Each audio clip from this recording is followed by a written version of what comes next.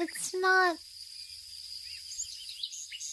Because I did it wrong. I'm so silly. Hold on. There we go. There. Perfect!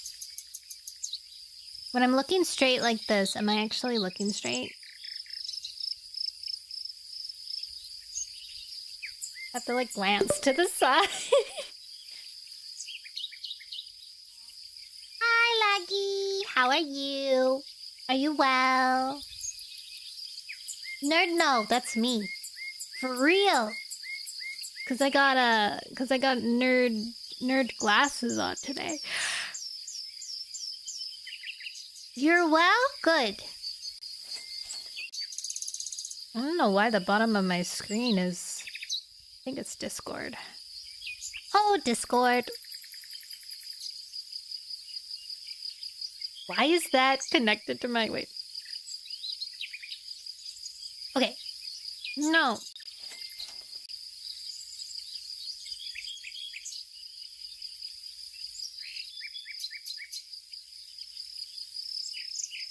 I'm suspicious.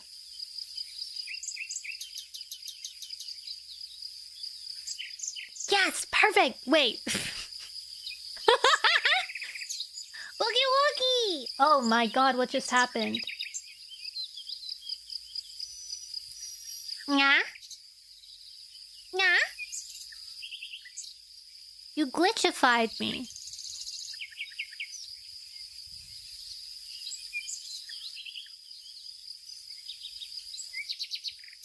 How do I... Grenada. Yeah, you know, the island of Grenada. The thing I like about the Nono tracker is I learn new countries all the time. I don't know! You should Google it and tell me. Dang it, now it's sideways. Look what you've got. Look what you've done. Look at what has happened. You haven't learned anything. Why? How was your test, Juice? Okay, why? Can I not put this, like, on my nose or something?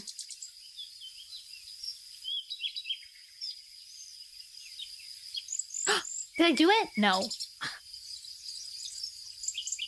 The Caribbean country comprising a main island, also called Grenada, and smaller surroundings. I'm flying over Malaysia now! I'm so fast.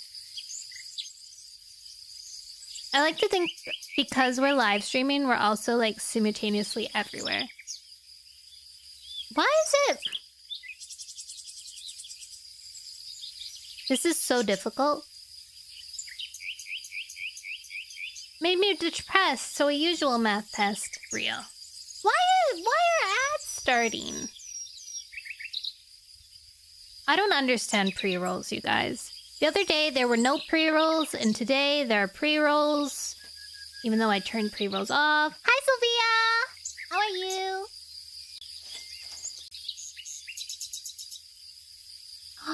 Please enjoy your... It kind of looks like curry with like a lotus flower on it.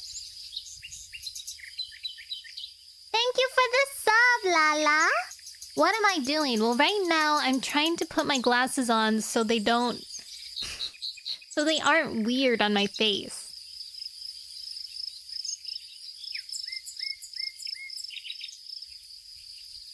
Or like actually stick to my face. You missed the notif. Well, good thing we're alive. I mean, you didn't miss much. It's like I don't wanna... If I click it to my chin, it'll move while I'm talking. Oops. But... Get loved, Stinky. I will lurk. Like, hello? Thank you for the repop! Silver! Just glue them. I wish it were that simple then. If only it were that simple. Oh? See, it's either stuck to my hair or it's stuck to... Maybe we have to just go with the fact that it's gonna be stuck on my hair. On the bright side, today's test was the last one that was actually going to be bad. Oh, okay.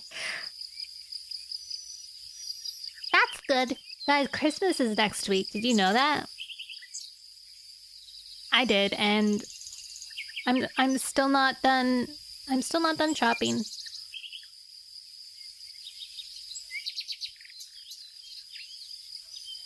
Why is this so silly? I don't want to process 2026. The fact that we're at 2026 doesn't feel real to me. Are you making one of those characters? I forget what they're called.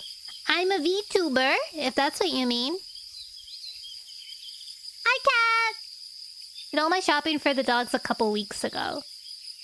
I wanna do shopping for my pets. Honestly, two of the things on my hungry, nice. Two of the things on my Vicky, hi, help an anime girl. I'm trying to put on my glasses, but clearly it's not working very well. On my Christmas list, there's actually. Okay, we're just gonna keep them on my hair, I guess. You're beautiful, thank you, Ayato. 2 cat carriers for my 2 kitty cats. They're very beautiful cat carriers, and I want them so badly. They, like, can open up all sorts of ways, and they can be turned into, like, a little protective thing. Thank you for the sub, Johnny. You love my character, thank you. I love you. Hola, Strawberry! The fact that these glasses are moving so much is gonna make me lose my mind. What's sad is that I had it set up perfectly beforehand, and then...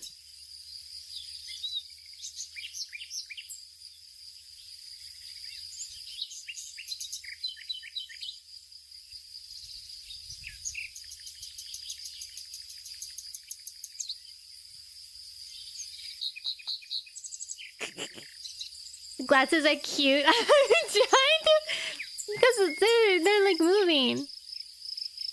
You know what? They'll just be like, pretend they're like pinned to my forehead or something. Pinned to the hair is silly. It's got like good physics. It feels like when you have a fishing rod in front of your face and there's like something dangling in front of it. That's what it feels like. Yeah, love Stinky, I will lurk. What the silver? That should have made a noise, I think. It should have said that out loud, did it? It was too busy. Okay, so guys, today... It did? Okay, excellent. Today, we're reading Warrior Cats.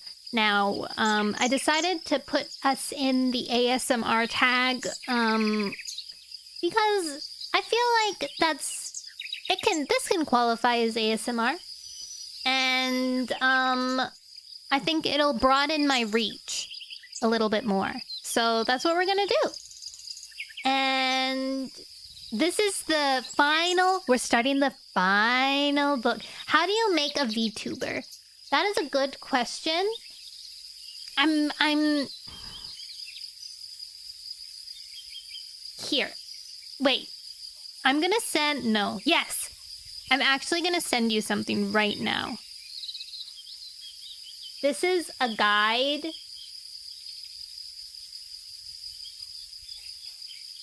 It has free models and free assets for your heart's content. So if you really truly wanted to be a VTuber, it also has a VTuber guide in it. So let me send it in chat for both of you, YouTubers and non-YouTubers.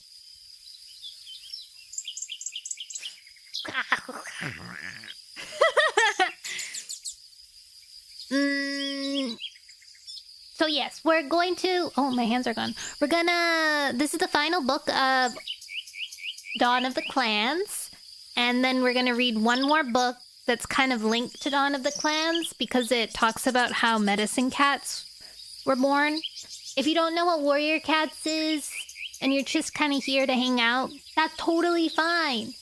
Honestly, sometimes I think that listening to books out of context, especially like warrior cats in particular, is really funny. It's like, and if you like get invested in what little you know, it's pretty hilarious. We have our death count at the top of the screen. Why is my hat? We have our death count at the top of the screen, and it's kind of blocked by my head. But yeah.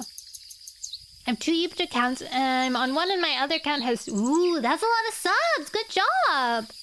I come into all these times, and I have zero idea what's going on. It's pretty funny, isn't it? So, yes, this book is called... It's called Path of Stars. I feel like so much has happened in this series, and so little has happened as well. I'm not entirely sure what's going on, but also where it's gonna take us. Oh, so I guess it'll when I start reading, it'll refresh us on what happened in the previous book. But from what I recall, there's like a gang of rogues that used to roam, or not roam the forest, but they were in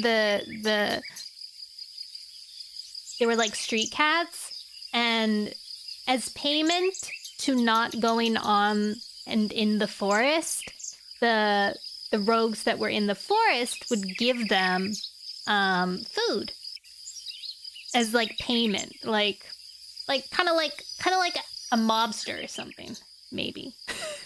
I don't know. And so like give us the food.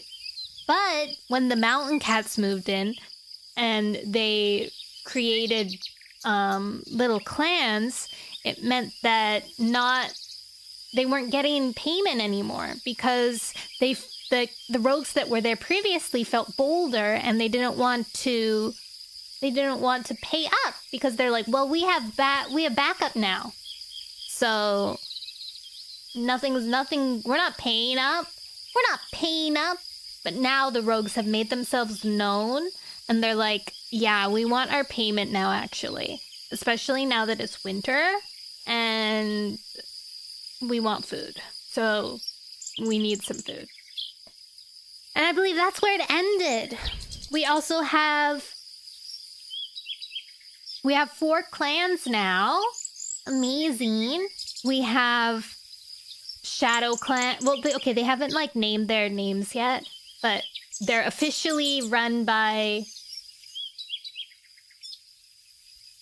Wait, is Clear Sky hasn't...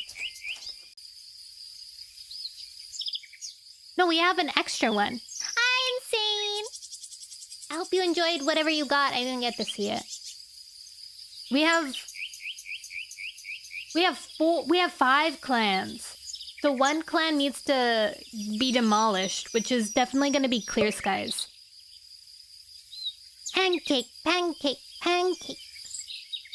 Later today, I'm going grocery shopping, and I'm going to get waffles.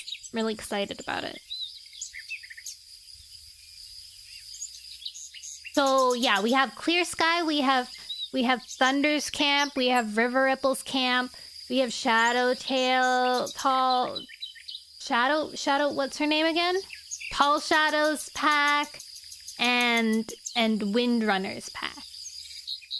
So we have 5 right now. Clear Skies, I think it's kind of cheeky to name him Clear Sky because there's like a one forgotten clan, or like a clan that gets established in a different area called Sky Clan. So the fact that his name is Clear Sky is kind of like, I see. So yes, that's what we're gonna be reading about today. I read this, I read a thing on YouTube, and I guess I didn't read it, it told me that if you, like, shake your head, it, like, loosens up your throat and your jaw, and that's good for when you're reading. All right.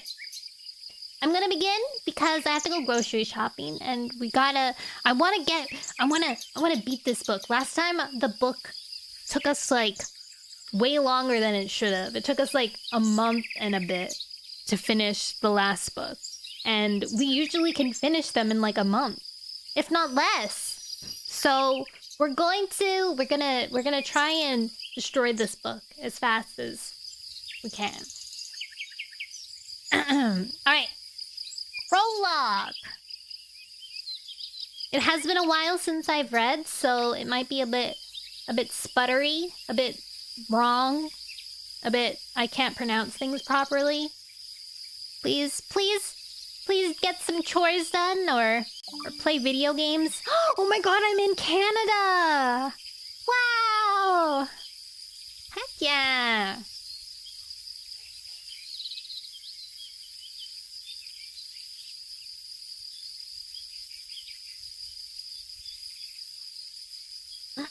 OMG, Canada! What's a Canada? It's a country. Prologue. Also, disclaimer, I'm gonna try not to comment on chat as frequently as I usually do. So if you happen to see someone who keeps on asking, like, they're like, no, why aren't you talking to me? No. If you happen to hear this, you can be like, well, Nono is reading right now. You can tell them that. Ignored equals no. National Maple Syrup Day. It is? All the more reason to get waffles. Is that why you have pancakes? All right. Enough distractions. Time for prologue. I'm gonna take a sippy of Wawa.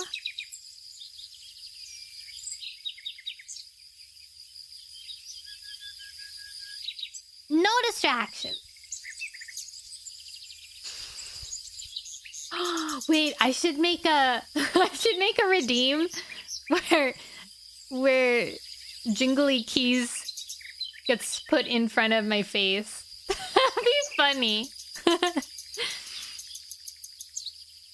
Prologue. ×5 or whatever it is. A path of stars.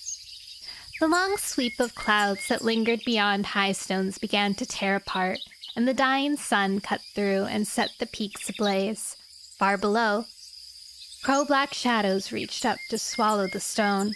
Greywing, sitting at the edge of the moor, his pelt ruffled by the evening breeze, lifted his gaze towards the horizon and narrowed his eyes against the sun's fiery glare.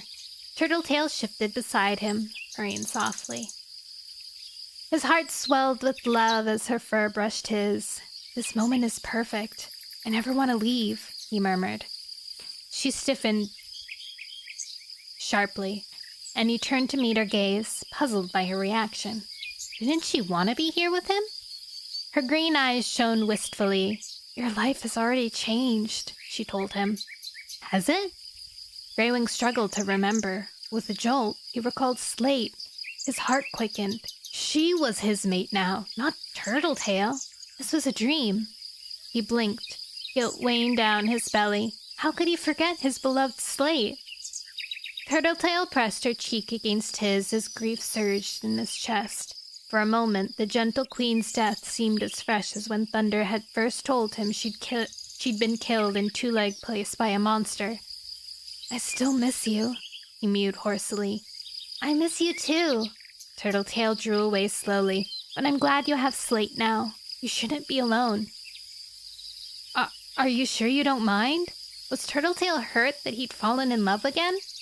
It comforts me to see you happy. Turtletail's tortoise shell pelt rippled in a breeze. I love you so much. You gave me such happiness when I was alive, and you raised my kits. I will always be grateful that they had you to take care of them. Sadness flashed in her eyes. Leaving them was even harder than leaving you. Greywing sensed her grief. It stabbed through his heart. Though he had never had his own kits, Pebbleheart, Sparrowfur, and Owl Eyes had seemed like his, and he still missed them now that they'd left the moor to live among the pines and the oaks. Yet he was proud that they'd followed their instincts and chosen their own home. Turtletail went on. You've been like a father to so many. Her eyes glowed. To Thunder, as well as to my kits, to any cat who has needed comfort and guidance. No other cat is as well loved as you, Greywing. You will be remembered. She paused, her eyes suddenly glistening. Even after you... The screech of an owl cut into Greywing's dreams. Ears twitching, he jerked awake. Even after what? You die? Turtletail's words lingered in his mind as he blinked in the darkness of his nest. Beside him, Slate rolled onto her back, her paws limp with sleep. He nuzzled her cheek softly. Turtletail's scent was still in his mouth, and happiness moved like sunshine beneath his pelt. He was lucky to be loved by two mates. No cat is as well loved as you. He snuggled deeper into the nest to escape the leaf-bare wind, which whipped across the camp, making the heather shiver. Greywing? Slate's mew was sleepy. Her eyes opened, glinting in the darkness. She was staring at him. Are you okay? I'm fine, he promised. I was dreaming. About what? About how lucky I am. He nestled closer and purred as her musky scent mingled with his memory of Turtletail. Let's go back to sleep. Foreshadowing? Is he gonna die this book? Pretty blatant. Chapter 1. Dawn sunshine filtered through the canopy. The clouds were clearing at last. Snow melt dripped from the branches and splashed onto the forest floor. Soggy leaves squelched beneath Clear Sky's paws as he hurried along a trail between the oaks. Starflower had been missing since moon high. It felt like a lifetime. He lifted his muzzle warily and tasted the air. Pausing, he glanced over his shoulder. Was some cat watching him? His fur prickled along his spine as he remembered Slash's warning. There are more of us than you can imagine. Beyond his borders, rogues lurked in the shadow like foxes, preying on the weak. Clear Sky growled. I'm not weak. But how could he fight Slash's gang? They'd taken Starflower. He could do nothing but agree to Slash's demands. The mangy Tom's threatening stare flashed in his thoughts. Fury arose in his chest. Coward! He hissed under his breath as he remembered how he'd woken to find Slash standing beside Starflower. Two vicious toms had flanked them, snarling. The tang of blood had soured the air. A wound had glistened on Starflower's cheek where Slash had raked his claws. She'd looked so scared. Clear Sky shuddered, his heart twisting, and Quickwater had just watched without offering to help. She'd been his tribe mate and was his campmate now, and yet she'd hidden in the blanket and watched. If she joined him, they could have fought off these rogues. Starflower would be with him now instead of a hostage. He challenged Quickwater after Slash and his rogues had dragged Starflower away. The mountain cat had assured Starflower of being one of them, of wanting to go with Slash. Sky had stretched her muzzle angrily. Clear Sky had scratched her muzzle angrily. Dumb old fool! He turned now towards camp, energy fizzing suddenly beneath his pelt. He was wasting time. He needed to act. Slash had demanded that the leaders of every group meet him at the Four Trees Hollow at the half-moon. It had been hard to get him to give Clear Sky even those few extra days to talk to the other leaders, but there was no way Clear Sky could have convinced them in 1 day Slash had originally allowed him. Slash would release Starflower if they agreed to give the rogues a share of their prey. Not just once, but always. Clear Sky fluffed out his fur against the early morning chill. Leaf Bear had only just begun to grip the forest, and prey was already scarce. Pursuing Thunder, Tall Shadow, River Ripple, and Windrunner to promise a part of their catch would be hard. Would they even agree to meet Slash? Surely they would feel some sympathy for Starflower. Tall Shadow and Thunder had seen how loyal and supportive she'd been when Clear Sky's mother had died. So what if she was the daughter of a cruel and bloodthirsty cat? Starflower was nothing like One Eye. She had made poor decisions in the past, but she was different now. And she's carrying my kids. Clear Sky broke into a run, his paws pattering over the wet earth. He would form a patrol to visit each group in turn and persuade Thunder, River Ripple, Tall Shadow, and Windrunner to meet with Slash. They only had to agree to the rogue's terms long enough to get Starflower back. This isn't so much to ask, surely. Bursting through the bramble barrier, he skidded into camp. Thorn and Alder spun around as he scrambled in. Nettle and Sparrowfur circled at the edge of the leaf-strewn clearing, their eyes narrowing as he stopped in the middle. Blossom hung back behind Acornfur and Birch, watching uneasily. Quickwater paced beside the ewe, her tail flicking. Clear Sky heard paws shift on earth. Breath billowed around him. Ears and whiskers twitched, but no cat spoke. She's told them. His gaze flicked towards Quickwater. "What have you said?" he demanded. She faced him, her eyes glittering with rage. Blood had dried on her nose where Clear Sky had scratched her. "I told them the truth." Clear Sky curled his lip. "The truth is that you were too cowardly to fight for your campmates." "Starflower is not my campmate," she snapped. "She's gone back to her true friends. They kidnapped her." Clear Sky dug his claws into the ground, swallowing back fury. He scanned the other cats, trying to read their expression. Alder was watching through slitted eyes. Birch had tipped his head to one side, his gaze thoughtful. Nettle blinked, giving nothing away, while Thorn fidgeted beside him, shifting his weight from one paw to another. Only Acornfur and Blossom met his gaze. Sparrowfur sat between them, her tail twitching. Quickwater said one of the rogues used to be Starflower's mate.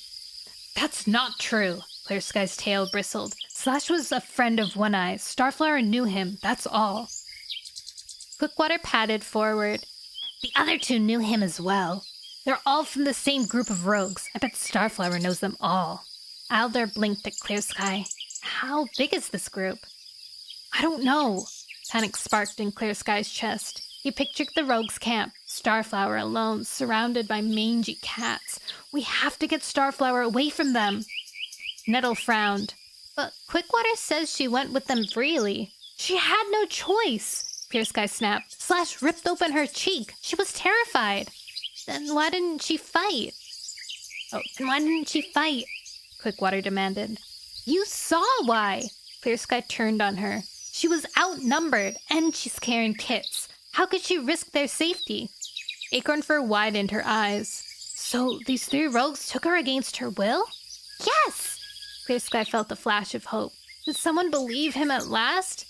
"Couldn't you stop them?" Sparrowfur asked. "Not on my own." Clear Sky felt shaken by the barrage of questions. "Why did they take her?" Birch blinked at him. Clear Sky steadied his breath. "Slash wants to speak to the leaders of all the groups. They're going to keep Starflower until I persuade Tall Shadow, Windrunner, Thunder, and River Ripple to meet with him." "What does Slash want with the other leaders?" Thorn asked. Clear Sky hesitated. He wants a share of all our prey." Thorn's ear twitched, just like the old days. He swapped looks with Nettle. "When we were loners, we left offerings at the edge of the woods, kept the rogues happy. They'd stay away from our land." Nettle nodded. "We traded prey for peace." Clear Sky met his gaze hopefully. "We can do it again. We need peace." Quickwater's eyes flashed. "Do you really think we'll make it through Leafbear if we have to give away half our prey?" Nettle flicked his tail. "It doesn't have to be half," he reasoned. "Just enough to keep them happy." Thorn snorted. "Cats like Slash and One Eye aren't happy until they have everything." Despair weighed like a stone in Clear Sky's belly. "You're right," he muttered. "But we only have to give Slash what he wants until Starflower comes home. After that, the rogues can hunt for their own prey."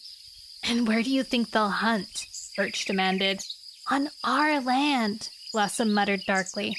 "That's why we have to get the other groups to help," Clear Sky urged. "We have to get Starflower back first, and then decide what to do." Blossom glanced away, staring anxiously between the trees. What if they refuse to help? "They can't!" Clear Sky's pulsed with fear. He'd fought the other groups in the past. He'd even turned against his own kin. Had Thunder, Greywing, and Jagged Peak forgiven him? You have to help me persuade them. He blinked hopefully at his campmates. Quickwater huffed. The other leaders won't risk their cats for Starflower. She betrayed them. That was moons ago, Clear Sky argued, and who can blame her for siding with her own father? Birch sniffed. Would you be so forgiving if she wasn't your mate? Or so desperate to get help if the rogues had taken a different cat? Thorn chimed in. Clear Sky glared at the brown tom. I'd fight just as hard for any of you. You're my campmates. Acornfur lifted her tail decisively. I'll come with you, she told Clear Sky. Relief flooded beneath his pelt. Thank you. What if Quickwater's right? Birch argued. What if Starflower went with them freely? Even if she did, she's carrying Clear Sky's kits, Acornfur told him firmly. Her kits are part of our group. We must get them back. Alder glanced at Birch, her gray and white fur rippling. She blinked at her brother. Don't you remember how the group protected us after our mother died? Guilt pricked at Clear Sky's belly. Oh my god, he was the one. He'd killed their mother when she'd fought to protect her nest. Petal had brought the kits into the group and raised them as her own. Birch nodded, his gaze softening. We've always had a safe nest to sleep in and prey to eat. His gaze flicked around the gathering cats. Starflower's kits deserve the same. They haven't done anything wrong. Quickwater narrowed her eyes. But can we trust their mother? Thorn frowned. She may just be setting another trap. Never! Clear Sky bristled. She's done it before, Nettle reminded him. She led us into One-Eye's ambush.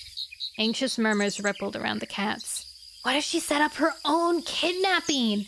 Thorn gasped. To gather the group leaders together. Blossom's eyes widened in alarm. They might be planning an attack. Why would they do that? Clear Sky snapped. They only want prey. Are you sure? Quickwater's tail swept the ground. If they kill our leaders, we'll all be vulnerable. Clear Sky stiffened as he saw fear bristling in the pelts of his clanmates.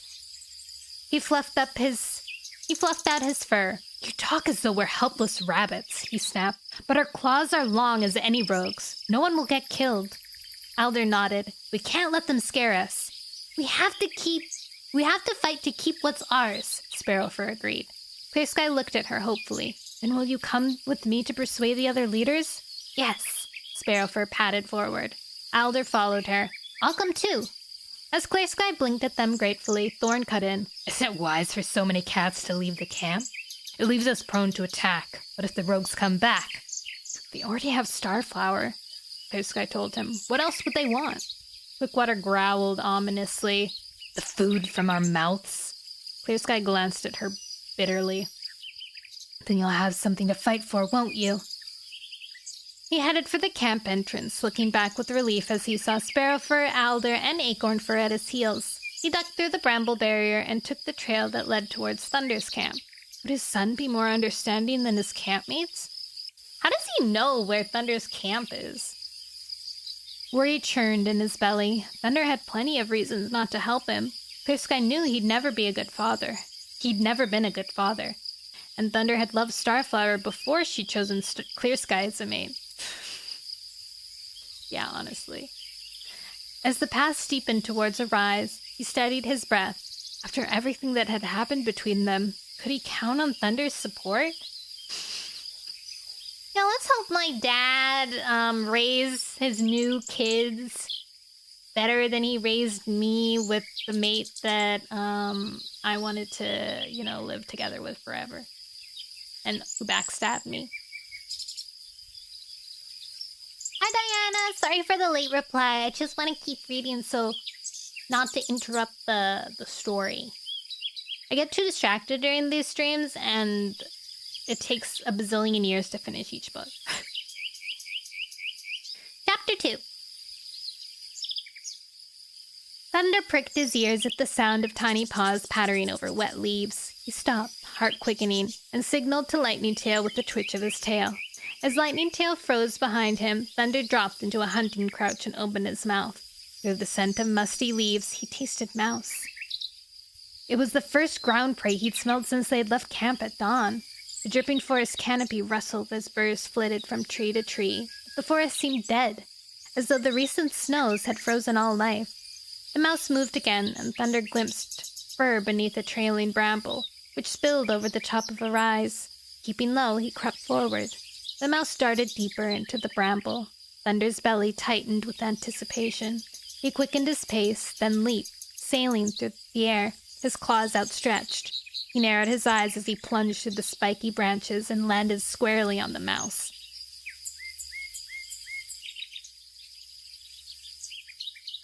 It struggled beneath his claws, and he curled them around it, tail lashing with triumph. He jerked his muzzle forward and bit through its spine. It fell limp, and he hooked it between his teeth. Barging out of the brambles, he ignored his scratching muzzle and proudly held up his catch. Lightning Tail purred when he saw it. I was starting to think there was no mice left in the forest. Thunder dropped the mouse at his friend's paws.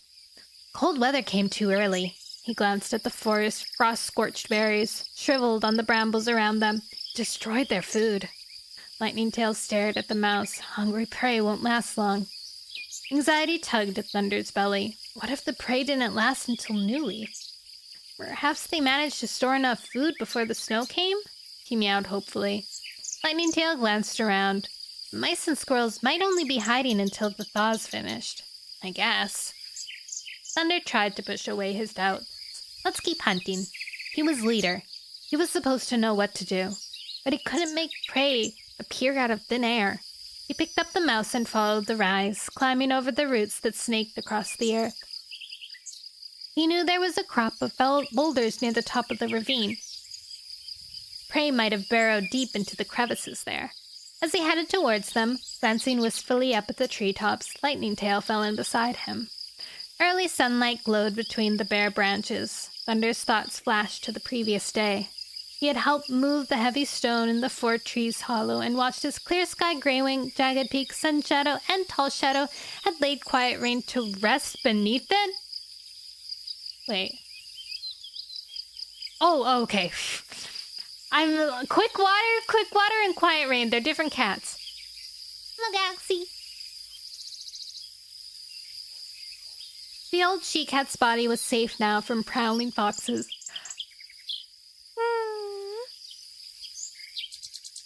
Finally at peace after her long journey and painful sickness, he'd been privately glad to leave grief behind as he returned to the ravine.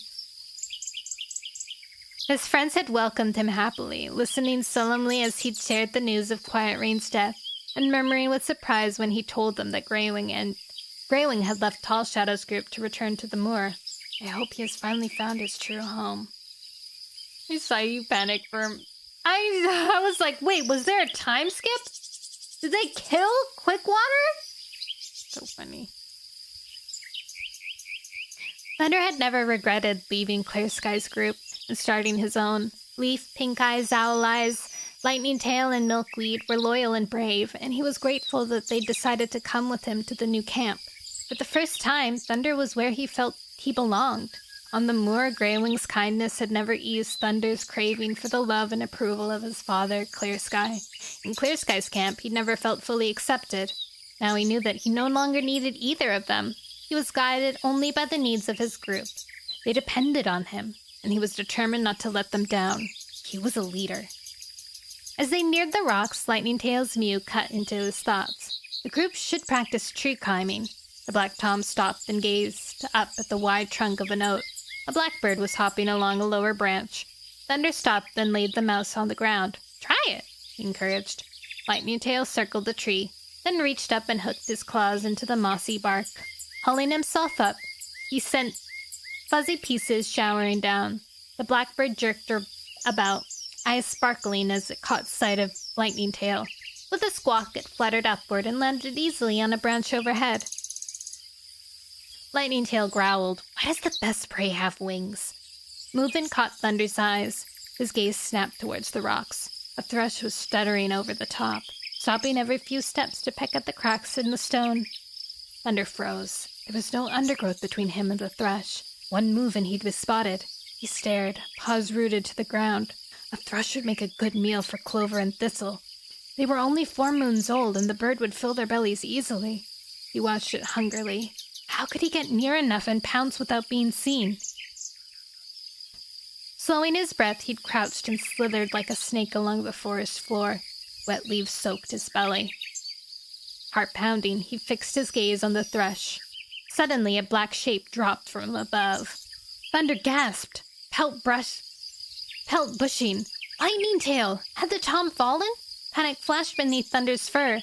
Then it melted as he caught his friend's eye. Lightning Tail's gaze was fixed on the thrush. He jumped from the branch. The bird spread its wings, eyes wild with alarm. Too late. Yowling with triumph, Lightning Tail landed with a thud beside it and snapped its jaws around his neck. Its neck. Thunder broke into a purr. Impressive! Lightning Tail bounded towards him. The thrush swung between his jaws. He dropped it beside Thunder, then shook out his front paws, one at a time, wincing. Ow! Stone is hard! His whiskers twitched proudly as he glanced at the thrush. Let's take it back to camp so the others can have a bite while it's still warm. Thunder nudged his friend's shoulder playfully. You just want to boast about how you caught it. Lightning Tail winked at him. I might mention that I swooped in like a hawk. He scooped up the thrush between his paws and hurried towards the ravine. Thunder grabbed his mouse and followed. As they neared the edge, familiar sense of home rose from the camp. Thunder slipped past Lightning Tail and scrambled down the steep cliff, following the route from ledge to ledge until he reached the soft earth at the bottom. Lightning Tail landed beside him and raced for the gorse barrier. He ducked first through the tunnel. Thunder followed, the gorse scraping his pelt. As he burst into camp, Clover and Thistle raced from the bramble bush where they shared a nest with their mother, Milkweed. They were growing bigger each day. Thunder wondered whether he should bring live prey back to camp and start to teach them how to hunt. Thistle skidded to a halt in front of Lightning Tail as the black tom stopped in the middle of the clearing. Early sunshine speared between the branches at the top of the ravine and dappled the camp with light. Clover raced past her brother and ran into Thunder. Did you catch any shrews? Her yellow eyes shone hopefully. Her ginger and white fur prickled along her spine. Thunder dropped the mouse. Just this, I'm afraid. And my thrush, Lightning Tail called, nodding to the bird at his paws. Thistle was already nosing through the feathers, his orange tail twitching with excitement. Milkweed called from the bramble. Slow down, Thistle. The others might be hungry. Pink Eyes slid from his nest beside the fallen tree. Let the youngsters eat, he mewed huskily. I can wait. He blinked through the sunshine as though trying to see. His pale eyes had never been very sharp. The passing moon seemed to dull his eyesight even more. Thunder noticed with a frown how skinny the old tom looked. Starting Leaf Bear, so thin wasn't healthy. How'd this smell, Pink Eyes? He carried his catch to the white tom and dropped it at his paws. Thistle and Clover can have the thrush. I'll send out another hunting patrol soon. I'll go. Leaf patted from the bramble, his fur still ruffled from sleep. Owl Eyes scrambled from his nest beneath the yew. Can I go too? Thunder purred, pleased to see his campmates so eager. How would you like to lead it? Yes, please. Owl Eyes lifted his tail excitedly. Thunder glanced at Leaf. The black and white tom was older and more experienced. Would he understand that it was important for younger cats to practice leading as well as following? Leaf whisked his tail happily. That's a great idea. Cloud Spots patted from the fern tunnel, which led to a small clearing among the fronds where he'd made his nest.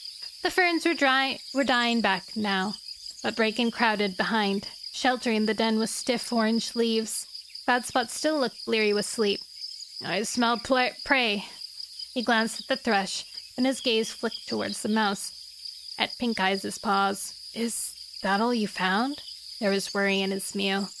Thunder shook out his fur. I'm sure Owl Eyes and Leaf will find more, he answered breezily. He didn't want the group to know how concerned he was. They're about to leave on patrol. I'll go with them, Cloud Spots told him. 6 eyes are better than 4. Thistle looked up from the thrush. If I come too, there'll be 8 eyes. Leaf touched his nose to the kit's head. You can come another time.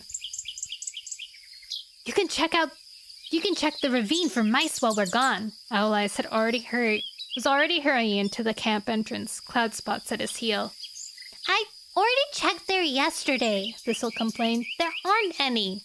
Try again, Leaf told him, turning to follow Cloud Spots. Milkweed crossed the clearing. We need you here, Thistle, she meowed. If everyone goes hunting, who's going to guard the camp? Thistle snorted. You're just saying that to stop me from going. Clover trotted towards her brother. Of course she is, she sniffed. If she doesn't make you feel special, you'll sulk all morning. I never sulk. Thistle glared at his sister. You sulked all afternoon yesterday because Milkweed wouldn't let you play in the rain. Thistle stuck his tail in the air crossly. It was only rain. Thunder patted between them, swapping glances with Milkweed. He could hear grit showering down the ravine's side as Owl Eyes led his patrol up into the forest. When everyone's had something to eat, I'll take you into the forest with Milkweed, he promised Thistle. Milkweed looked at him gratefully. Thistle's fur rippled with excitement. Like a real patrol? Can I come too? Clover asked eagerly. Of course. Thunder gazed at her warmly. Lightning Tail picked up the thrush and carried it to a patch of sunshine beside the tree stump near the edge of the clearing. Come and eat this, he called to the kits, and I'll tell you how I caught it. Thistle and Clover raced towards him. Milkweed glanced at the fallen tree, her gaze flickering over Pink Eyes' nest. The squashed pile of bracken looked limp, soggy after the recent rain. Should I make Pink Eyes a new bed? She glanced at Thunder. As Thunder nodded, Pink Eyes looked up sharply from his mouse.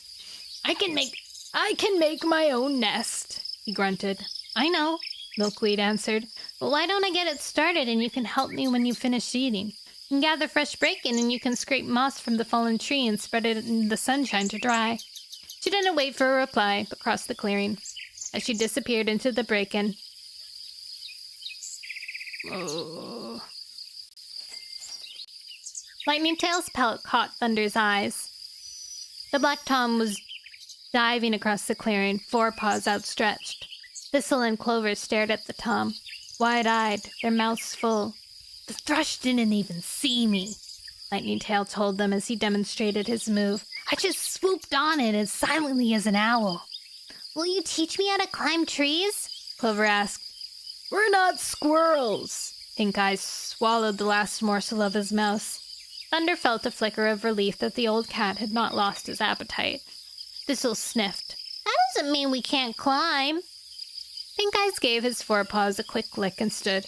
Don't blame me if you fall out and twist your tail. He headed for the fallen tree and began to strip moss from the rotting bark. Behind him, bracken rustled.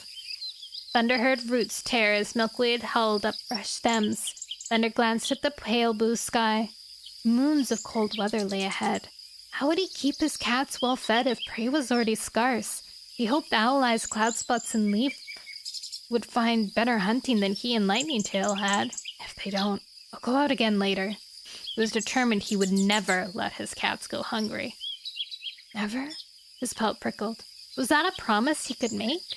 He suddenly pictured Quiet Rain lying in her shallow grave, and his thoughts flashed to Lightning Tail's leap from the tree. He thought for a moment that his friend had fallen. An accident could befall any of them at any time. What if I die? Could these cats manage without me? The thought struck him like cold water. Would the group stay together? He'd let them here. They looked to him to decide what was best. Without him, would Leaf hunt for anyone but Millie and her kits? Would Milkweed worry that Pink Eyes had a dry nest? Would Lightning Tail spend his time telling stories to Clover and Thistle? They were good-hearted cats, but without a leader.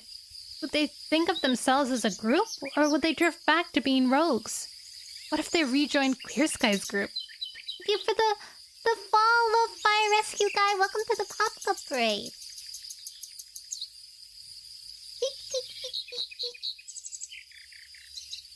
They mustn't, the thought chilled him. He got to his paws and began to pace.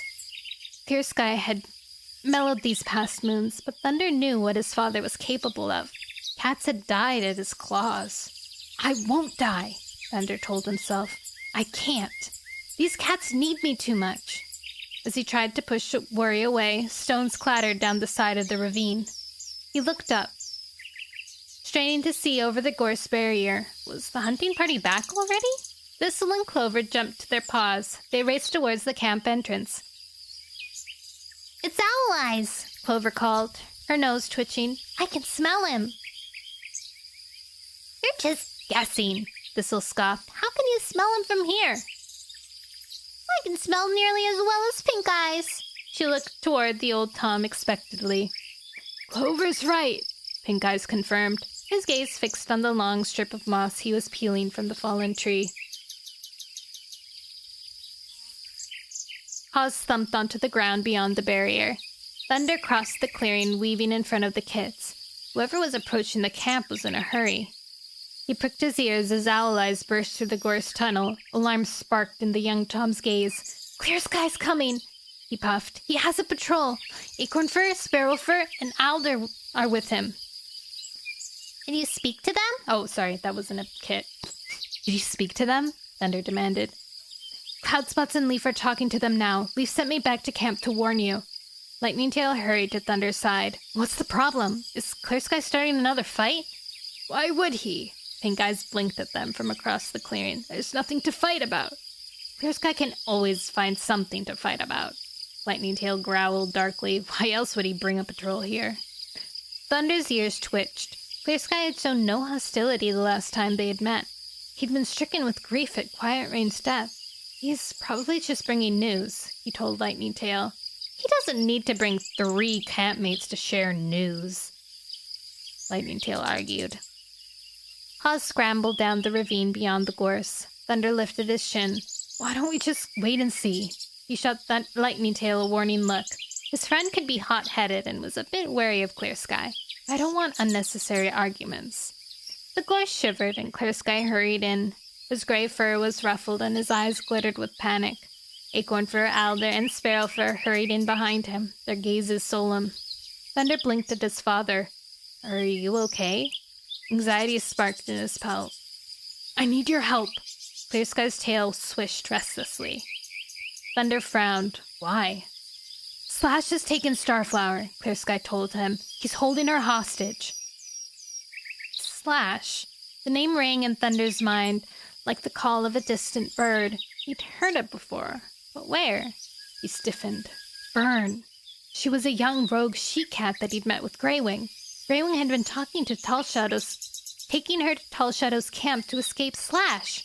She had confessed that Slash had been forcing her to spy on the cats in the pine forest, and she'd sounded so scared. Thunder suddenly became aware of Clear Sky's gaze probing his. "Starflower's in danger!" Clear Sky meowed urgently. Thunder met his gaze. "We must save her." "I don't know where she's being held," Clear Sky told him. Acornford chimed in. "Who knows how many rogues are guarding her?" "Slash said there were more than we could imagine," Sparrowfur added. Thunder stared at his father. "Didn't Clear Sky have a plan?" "What do you want me to do?" Thunder's eyes narrowed as Clear Sky explained what Slash had demanded. To meet with all the group leaders to discuss a way to share prey with the rogues. As Thunder shook his head in disbelief, Clover and Thistle pushed their way forward. "Hi, Acornfur!" Clover blinked at the she-cat who'd once been her campmate. "Do you remember me?" Thistle nudged his sister aside. "I bet she doesn't," he sniffed. "We're nearly grown up." Clear Sky growled. "This is no discussion for kids." He flicked his tail towards them and glared at Thunder. "Shouldn't they be doing chores or something useful?" "Wow, rude!" Thunder felt a prickle of irritation with Clear Sky. Even now, when he needed their help, he couldn't stop bossing other cats around. "This is my camp, Clear Sky," he meowed firmly. "I decide who does what." The Braken wrestled at the back of the camp. "What's happening?" Milkweed asked as she hurried across the clearing, her eyes sparkling with worry when she saw Clear Sky, Acornfur, Sparrowfur, and Alder. Clover stared at her mother. "Clear Sky said we should be doing chores." "He thinks kits aren't allowed to talk," Thistle added indignantly. Milkweed bristled, shooting Clear Sky an angry look as she guided Clover and Thistle away. Paw steps sounded beyond the gorse, and Cloudspots hurried into camp. Leaf at his tail. Tension prickled in the air like a coming storm. Forcing his ruffled fur flat, Thunder padded to the center of the clearing and faced Clear Sky. "I want to help you," he began, "but prey is scarce already. We can't give what we catch to the rogues."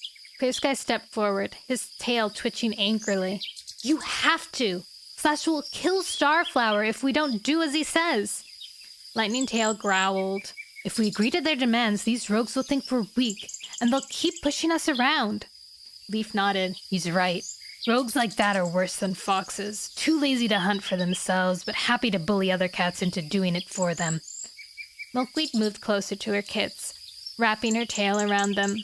"Perhaps we should give them a little of our prey, just to keep them quiet." Pink Eyes glanced sympathetically at the queen. "I know you're frightened for your kits, but the rogues are just trying their luck.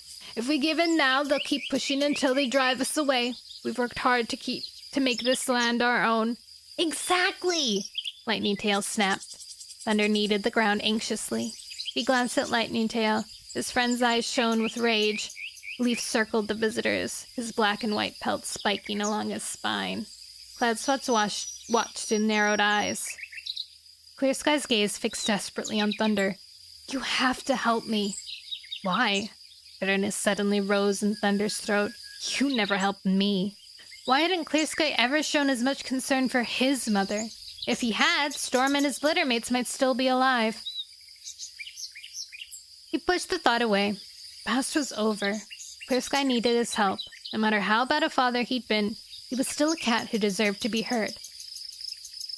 And yet, Thunder knew that he must put his campmates first. He met Clear Sky's gaze. "I can't promise prey to these rogues. We need it as much as they do." Clear Sky leaned forward, whiskers trembling. You don't have to give them prey. Just meet Slash and promise so they return Starflower." Lightning Tail growled. These rogues is hunting for trouble." Leaf lashed his tail. "We should stay out of it." "It's not our problem," Cloud Spots agreed. Clear Sky kept his gaze on Thunder. "Help me, please!" His mew was hoarse with despair. Thunder shook his head, guilt jabbing in his chest. "I can't," he murmured. "I must think of my campmates. I can't sacrifice their well-being for yours." Clear Sky's tail bristled. "What kind of son are you?" I can't believe Clear Sky can still pull these low blows out of his butt. Thunder's heart sank as anger hardened his father's gaze. He'd seen it countless of times before. Warily, he held his ground. This Clear Sky went on. "How long are you going to resent me for taking Starflower as my mate?" "He's thinking of his clan, not of you." Oh my goodness. Clear Sky snarled. "Must you punish her as well? If my kids die, I'll never forgive you." Thunder swallowed back fear. "I'm punishing no one," he meowed steadily. "Starflower chose you, and I respect her decision. I'm sorry she's in trouble, and I'd help if I could, but I can't." "Cordy." "Hi, Cordy." "Cordy, thank you for the gifts. Did you see I'm playing Inscription already. I'm so happy you gifted it for me." This guy just never gets it. It's like he thinks that if he's suddenly nice, everyone will help, but if it doesn't work, he just does. Yes! It's very good characterization of, like, that kind of person, you know? Like I was so nice to you. Why aren't you doing it properly? "Hi, Cordy!" "Cordy, look! I set up this thing so when you talk and chat, you get a shout out." Let me move it so it's in a little better spot, though. Right there. Perfecto. Yeah, isn't it cute?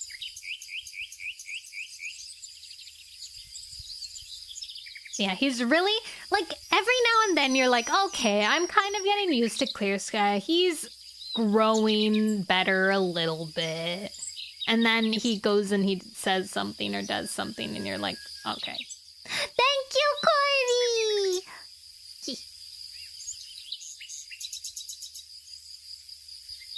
Acornfur leaned towards her leader. "Come on," she murmured. "Let's go." Perhaps Tall Shadow will help, Alder mewed encouragingly. River Ripple will know what to do. Sparrow first shot Thunder a sharp look. The river's always full of fish. He'll be happy to share some of his prey. Clear Sky turned away. You're right, he muttered. The others will help. They have to. He hurried through the gorse tunnel, his campmates following. As Thunder heard them scramble up the ravine, he realized he was trembling. Should he have agreed to help? He wasn't convinced the other leaders would really support Clear Sky. And if they didn't, what would happen to Starflower? He shivered as a damp wind spiraled into the hollow. Starflower had softened his father. He shuddered to think how Clear Sky might react to her death. Would a refusal now lead them into another great battle? I think the Errands just don't like Clear Sky. I agree. I agree. I think they don't like Clear Sky. Because I also don't like Clear Sky. I appreciate his point of view, but I still don't like him, which is very good writing. If I can still read him, but also not like him, that's good stuff. That's good stuff. Chapter 3. I'm gonna sip. Also, I didn't say hi to, Unison and Lazy Dude Gamer. I don't know if you're still around, but hello. Welcome in. Sorry I couldn't reply right away. I was busy reading. I'm being more professional now that I have like a fancy model. Chapter 3. Greywing scanned the moorside, a damp wind tugging at his whiskers. His belly growled with hunger as he tasted the air, but there was no scent of prey, only the musty smell of dying heather. Below him, Gorsefur stalked across the slope, grass steaming around his paws. Where the moor began to dip towards the forest, Windrunner sniffed at the edge of a swath of heather. As she stretched her muzzle forward, Spottedfur burst through the heather. The prey scents are stale even here. Greywing heard the young Tom's mew on the wind. Spottedfur was a new member of the group. A golden-brown Tom whose mother had hunted with Slate in her rogue days. Spottedfur had left his mother and littermates when they'd moved on to a new territory. Thank you for the follow, Corin! Oh, especially thank you for the follow, because now I can move my alerts to not be where they were, because I didn't know where they were. Maybe I'll put them, like, down here.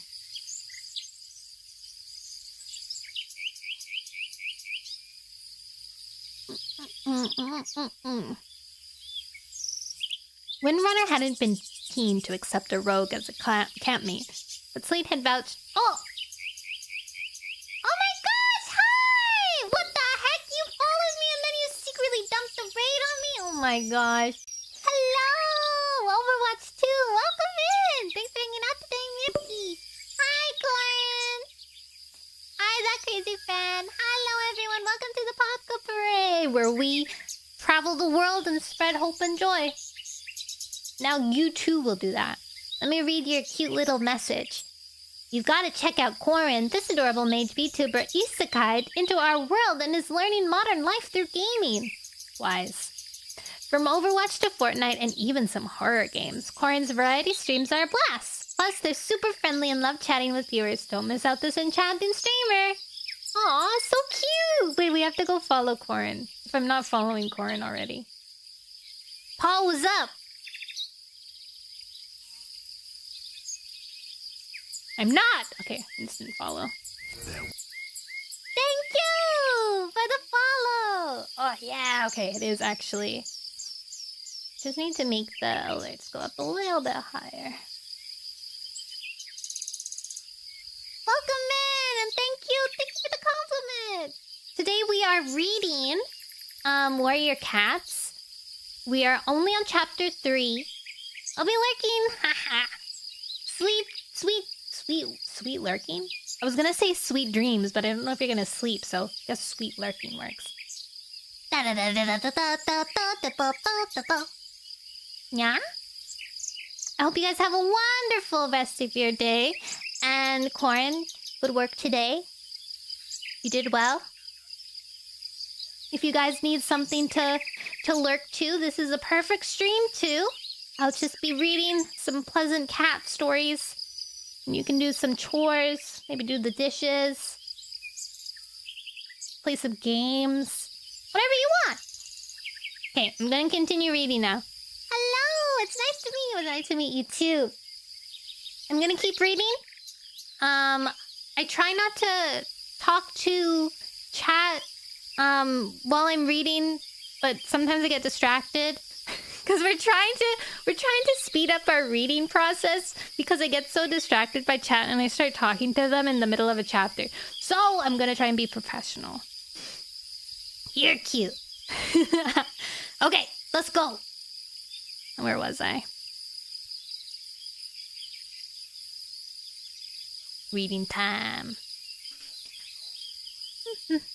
He'd watched the moorland cats hunting and racing through the heather and wanted to join them. Windrunner hadn't been too keen to accept the rogue as a campmate, but Slate had vouched for him, swearing that his mother was a kind-hearted cat and a great hunter. And Spotted Fur had quickly proven the gray she-cat right. He caught as much prey as Windrunner, and the group leader had soon forgotten that she'd ever had doubts about the young Tom. But even Spotted Fur's skill and enthusiasm couldn't make prey appear where there was none. Greywing narrowed his eyes, unnerved by the empty slopes. Surely the thaws should have brought the prey from the burrows by now. Had the early snowfall killed this year's young? He shifted his paws anxiously. If it had, Leafbear would be long and hungry. He saw Gorsefur freeze and stiffened. Had the great Tom spotted prey? He followed Gorsefur's gaze, disappointed when he saw it fall on Mothflight. Windrunner and Gorsefur's scatterbrained kit had wandered away from the patrol again and was staring at the sky. The small white she-cat was 5 moons old, and she was as easily distracted as a kit half her age, me. Greywing frowned as he watched her scamper forward to sniff a withered stem poking from the grass before resuming her cloud-gazing. Curiosity was natural in kits, but by now Mothflight should have learned to concentrate on what she was doing. Mothflight! Gorsefur called to her. You can oh, I forgot I gave him a country voice. Mothflight! Gorsefur called out to her. You can watch the clouds later. We're supposed to be hunting. Greywing flicked his tail irritably. If any prey had crept from its burrow, Gorsefur's yowling would have sent it running back for shelter. It is! Okay, I was wondering who Mothflight was. When I heard the name, I was like, wait, wasn't that their current medicine cat? But this is perfecto. Stretch, thank you for the...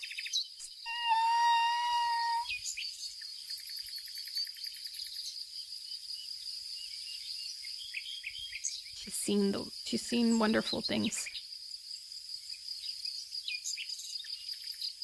Mothflight dipped her head apologetically and began to stalk the hillside. Behind Greywing, Paw Steps thumbed against the ground. He caught a trace of Slate's scent a moment before she stopped beside him, her thick, soft pelt brushing his. Caught anything yet? She was out of breath. Her pelt still carried the warm, heathery smell of their nest. Greywing glanced past her to follow to the hollow in the hillside where the camp was sheltered. She must have come from there. There's nothing to catch, he told her gloomily. Of course there is. Slate lifted her chin and headed towards the others. Greywing's dream flashed in his thoughts. It comforts me to see you happy. He remembered Turtletail's words, fondness swelling in his chest. He was glad to see... He was glad she didn't begrudge the warmth Slate had brought into his life, relieved that he wouldn't have to spend the cold Leafbear nights alone. With Turtletail dead and her kits in different groups, he missed the closeness of family. He was lucky to be starting a new life with Slate. He watched her walk towards Windrunner. Spotted Fur had slid from the heather and was gazing hopefully across the hillsides. Slate stopped beside them, dipping her head to the leader. As the two she-cats exchanged greetings, movement caught Greywing's eyes. A rabbit had darted from behind a tussock and was speeding across the grass. It was too far away for Windrunner and Spotted Fur to reach, but Gorsefur had seen it and was charging up the slope. The rabbit streaked towards the Mothflight. Mothflight, look! Greywing tensed. The young she-cat was still gazing into the sky. Silently, he urged her to turn her head. The rabbit was veering away, heading upslope to the safety of the moortop burrows. Mothflight didn't move. Couldn't she hear its paws? Frustration surged in Greywing's belly. He broke into a run. If he cut off the rabbit's escape, he could steer it straight into Mothflight's path. She'd have to see it then. He ran, the damp air searing his lungs. The breathlessness he'd suffered from the moors had grown worse with the coming of Leaf Bear. Pain gripped his chest, but he kept running, pelt fluffed as he tried desperately to make an imposing silhouette against the skyline, enough to scare the rabbit into changing course. It's working!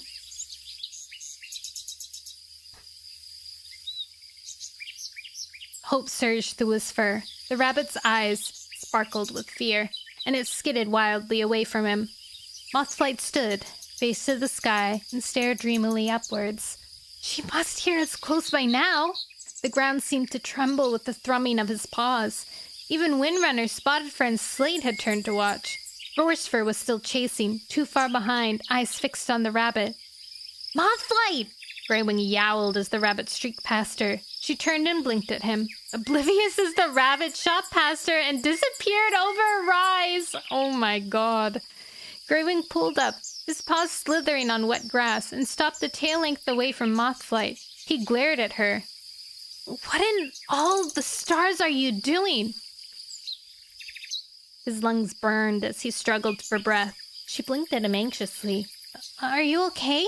She hurried towards him and sniffed at his muzzle. Does your breathing hurt again? I'm fine, he gasped. Didn't the foolish young cat even realize what she'd done? Her eyes widened. You should sit down and rest. As she spoke, Horsefur thundered past her, his eyes fixed on the rise where the rabbit had disappeared. He chased it, tail streaming behind.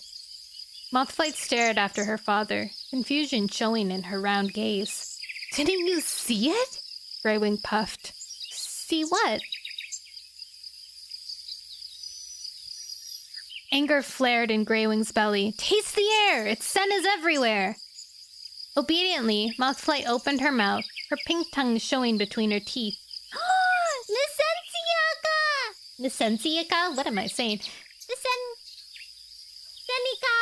Welcome! Thank you for the raid! Welcome, man! You were playing Mega Man. Whoa! Nice! Thank you so much for the raid! Welcome to the Pop Cup Parade, where we we spread hope and joy across the world to those who need it. Today we're reading Warrior Cats, and something's happening in the story. I hope you had a wonderful stream. Let me read your little message. Miss Seneca is an absolute delight. This Scottish VTuber. Have I known you were Scottish? Is a bundle of energy, streaming daily and playing a little bit of everything. From shiny hunting to mech battles, they're always up for an adventure. Their bad singing is absolutely endearing, and their no backseating policy means you can sit back and enjoy the show. Don't miss out on this rarsome streamer. I like how it always says rarstrum. How's stream going? I just mauling over Fireman being evil. Is that in Mega Man? I've never played Mega Man. My childhood friend, who is now my ex-friend, had a Game Boy Color, and I think she had Mega Man on it, but I never played it. I would watch her play it sometimes. Fireman is a Mega Man 1 enemy. Fireman. Why is he blowing out fires? Fireman, Mega Man. Wait, do all of the villains in Mega Man have man in the end of their name? Oh my god, they do! Wait! Bomb Man, Cut Man, Iceman, Time Man, Oil Man. Oh, there's Killer Bomb. Elect Man, Guts Man, Top Man, Guts Man, Bomb Man. So Mega Man must be... Oh, wait, this is just like Lilo and Stitch. This is exactly like Lilo and Stitch. All of the experiments, the aliens, experiments, are basically all of the mans. Like, you know, the Guts Mans. They're like the incomplete Stitch. And then Mega Man is Stitch. The the optimized, fully realized Mega Man. That's why he's Mega Man. I bet that's where they got the idea of Stitch from. Did I just hack everything? Did I just tear open space? Wow. Crazy.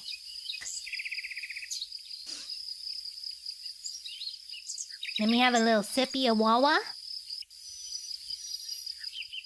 Thank you again for the raid. Please get some rest. Stitch are both blue after all. Yes! Oh my gosh, you get it. We're onto something now. We're really onto something. I hope you have a good rest of your day. Seneca, I hope also that you get rest. Good job today. Good work. Please ponder upon my brilliant mind theory. I don't know what you would call that, because it's not an idea. It's like, it's also not like a theory, really. It's like a realization? Fact? It's not a fact. It's something, though. Alright. I'm gonna get back to reading. If you have some chores to do, or you're playing a game and you want something to read, or not read along, listen along to, then this is a perfect stream for you. I'm gonna get back to reading now.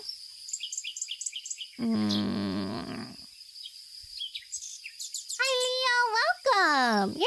You're not late, don't worry. It's just a reading stream, so all's well.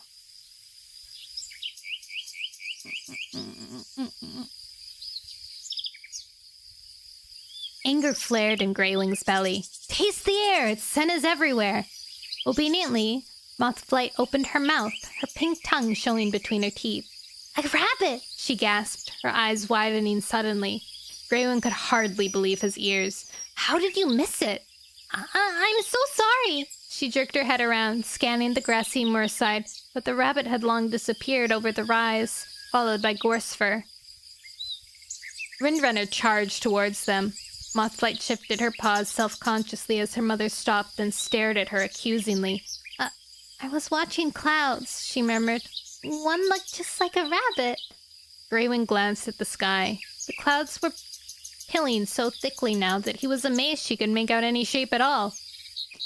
If you'd been watching the moorside, you'd have seen a real rabbit, he snapped. Windrunner growled. Mothflight, how many times have I... Oh, wait. Mothflight, how many times have I told you when you're hunting you have to concentrate?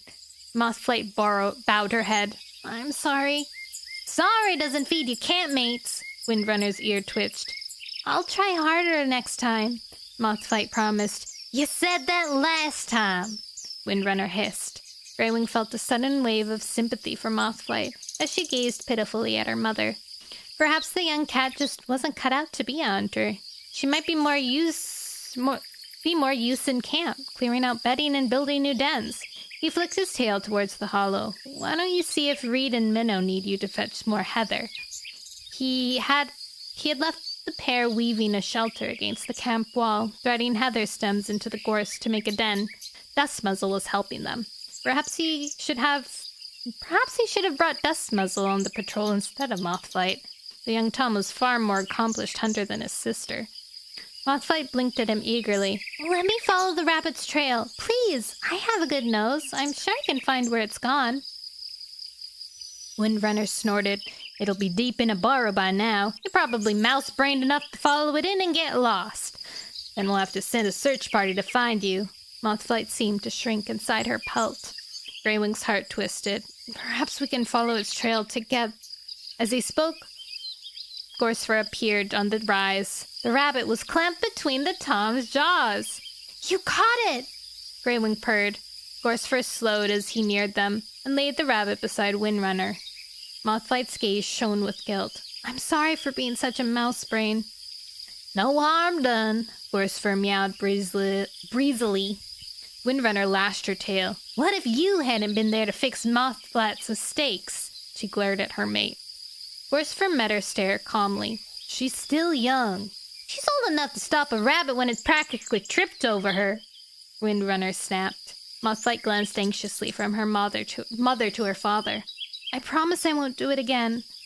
Windrunner snorted. You will, so long as your father keeps making excuses for you. You're too hard on her, Windrunner, Gorsfur objected. Someone needs to be, or she'll never learn a hunt. Greywing turned away, leaving the family to settle their squabbling in private, and headed back along the slope. Slate padded to meet him. Is everything okay? She glanced towards Windrunner. Greywing kept walking. Gorsfur caught the rabbit. He spoke slowly, trying to disguise his breathlessness. Slate fell in beside him. Windrunner doesn't look too pleased. She thinks Mothlight should have caught it. We all make mistakes. I shouldn't have chased the rabbit right towards her. Greywing murmured, I should have known Mothlight was unreliable. Slate nudged his shoulder gently with her muzzle as they walked side by side. Don't blame yourself for a kit's mistake. He shot her a look, his worry over Mothlight melting as he saw the warmth in her gaze. I guess she'll grow out of her daydreaming eventually, he conceded. And then she never did. Of course she will. Slate glanced towards the hollow. Should we go back to camp? There was anxiety in her mew. Greywing tensed. Had she heard him wheezing? We should catch more prey first. The others can manage without us for a while, Slate argued. Besides, it's a good chance for Mothlight to practice hunting. Ahead, Spotted was sniffing the roots of a gorse bush. He lifted his muzzle as they neared. The prey is so stale I can hardly smell anything. Look by the high burrows, Greywing suggested. He pointed his nose towards Mothlight, her white pelt moving over the grass like a tiny cloud as she trailed behind Windrunner and Gorsfur. You can show Mothlight how to spot fresh rabbit trails. Spotted Fur's gaze lit up. Do you think she'd like that? Oh my god, does he have a crush on her? That's so cute. Slate purred. I think she'll appreciate your company. Spotted Fur hared away, cutting across the slope to catch up to the young she-cat. Greywing realized that Slate had gently steered him into the trail that led to the hollow entrance. Perhaps he should rest for a while and catch his breath. He could always go out again later. Dusk often lured fresh prey from its hiding places.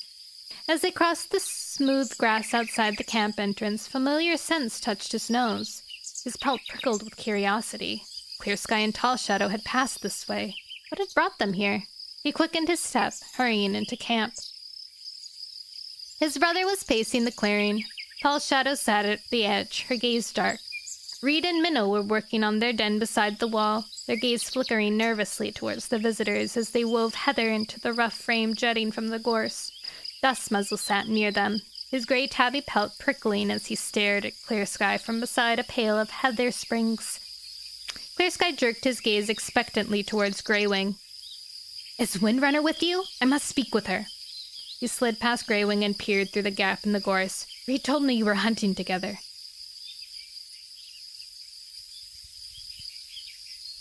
She's up on the moor-top, Greywing told him. Slate blinked at Clear Sky. Should I fetch her?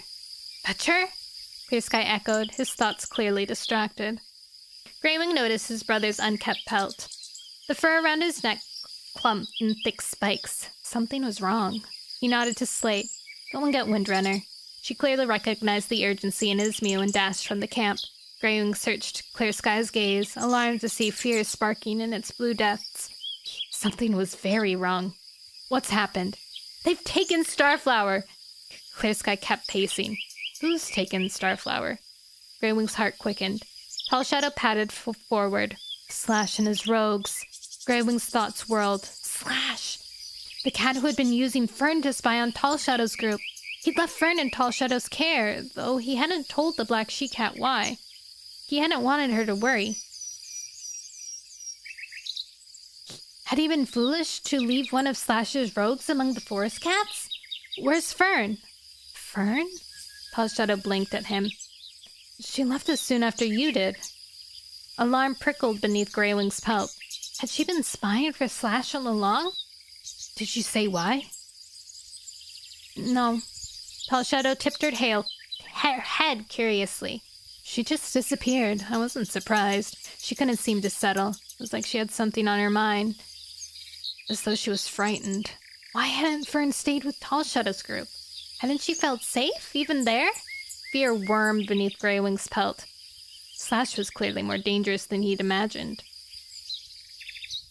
Clear Sky stepped between Greywing and Tall Shadow. Why are you talking about Fern? What's she got to do with this?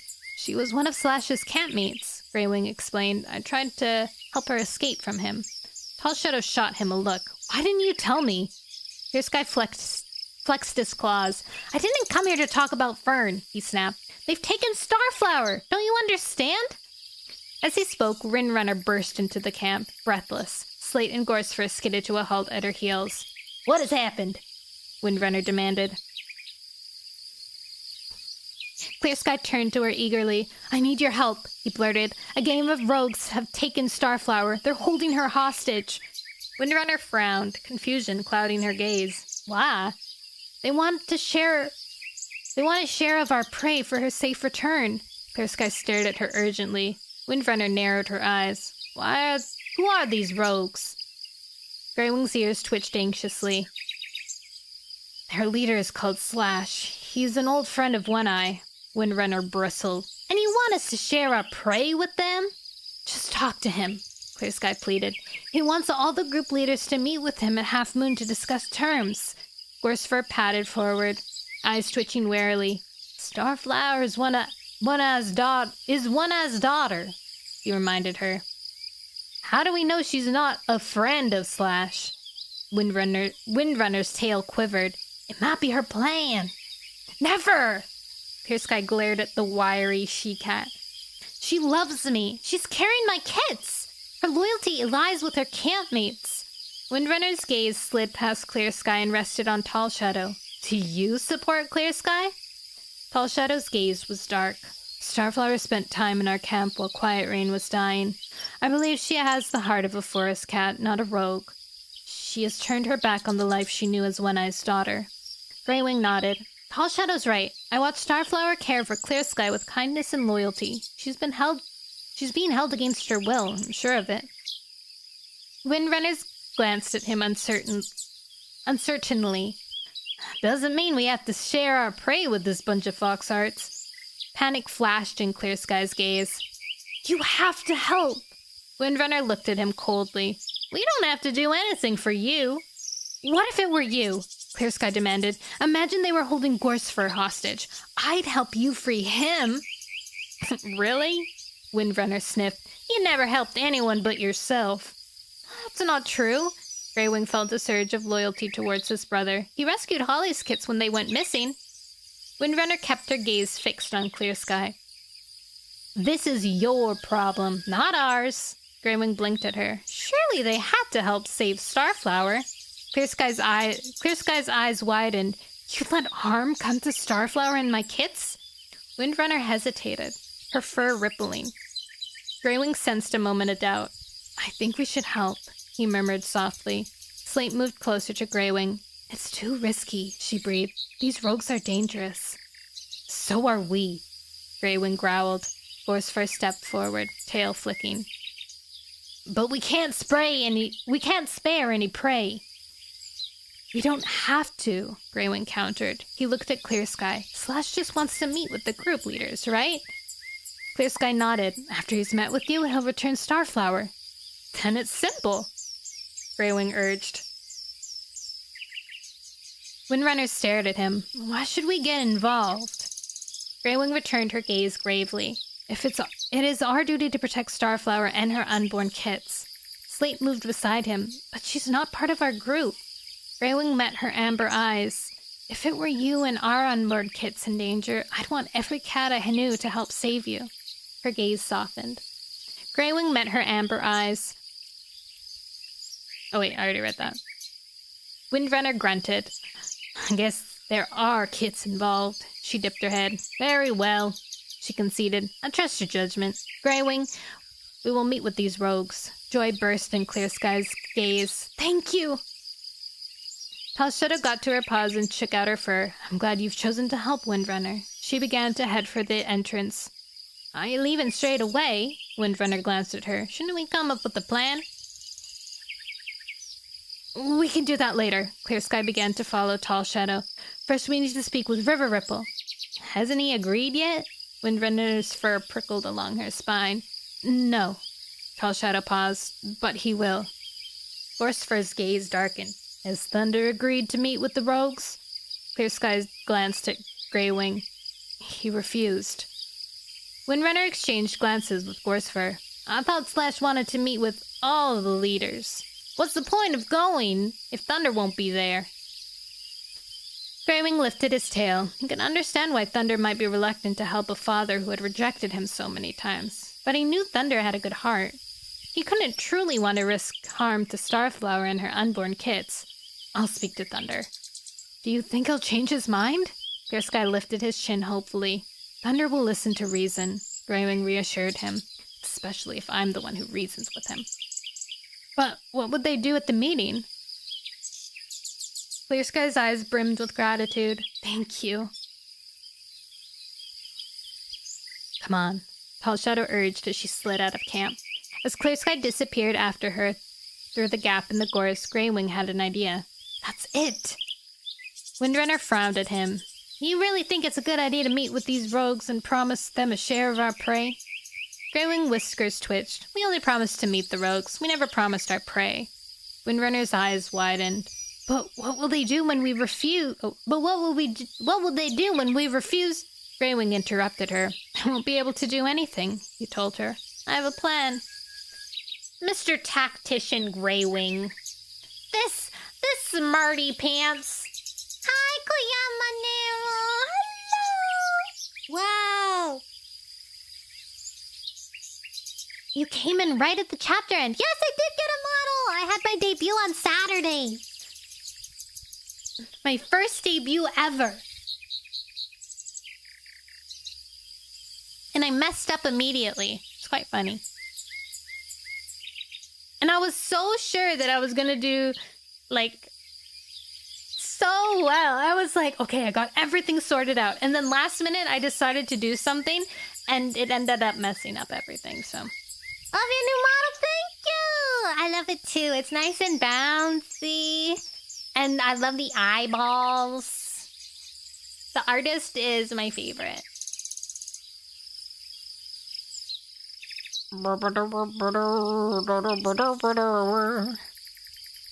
Chapter 4. Chapter 4.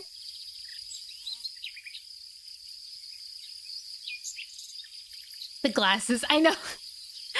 The glasses are stuck to my hair. So I couldn't get them to stick onto my face, so they have the physics of my hair.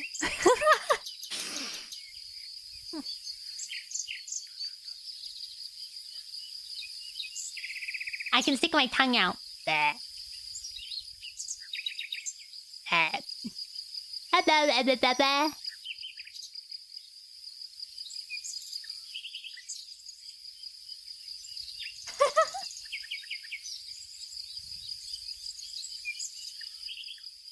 Okay, let's keep going. Let's keep going. Chapter 4. Clear Sky's pelt rippled along his spine. Above him, the half-moon shone in the crow-black sky. The last leaves of leaf fall fluttered around him as a bone-deep chill gripped the forest. He prickled his ears, listening for the reassuring patter of prey or the call of an owl. But the forest had been silent since he'd left camp.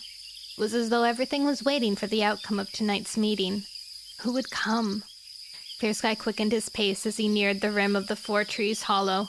Tall Shadow had promised she'd be there, Windrunner too. He knew River Ripple would be true to his word. The leader of the River Cats was probably already waiting for him beneath the great oaks. But what about Thunder? Had Greywing managed to persuade him?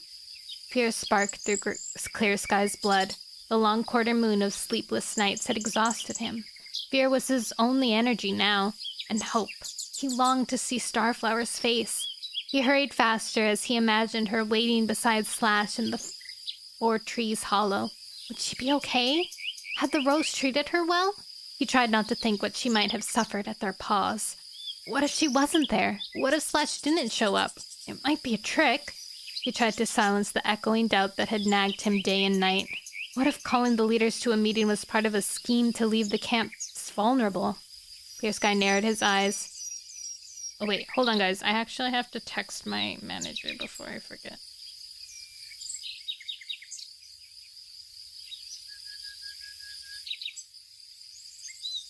Ew.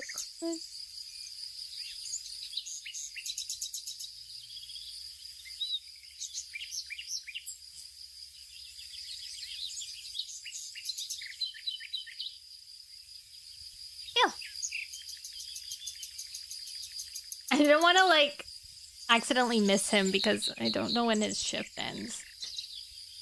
Meow, meow, meow, meow.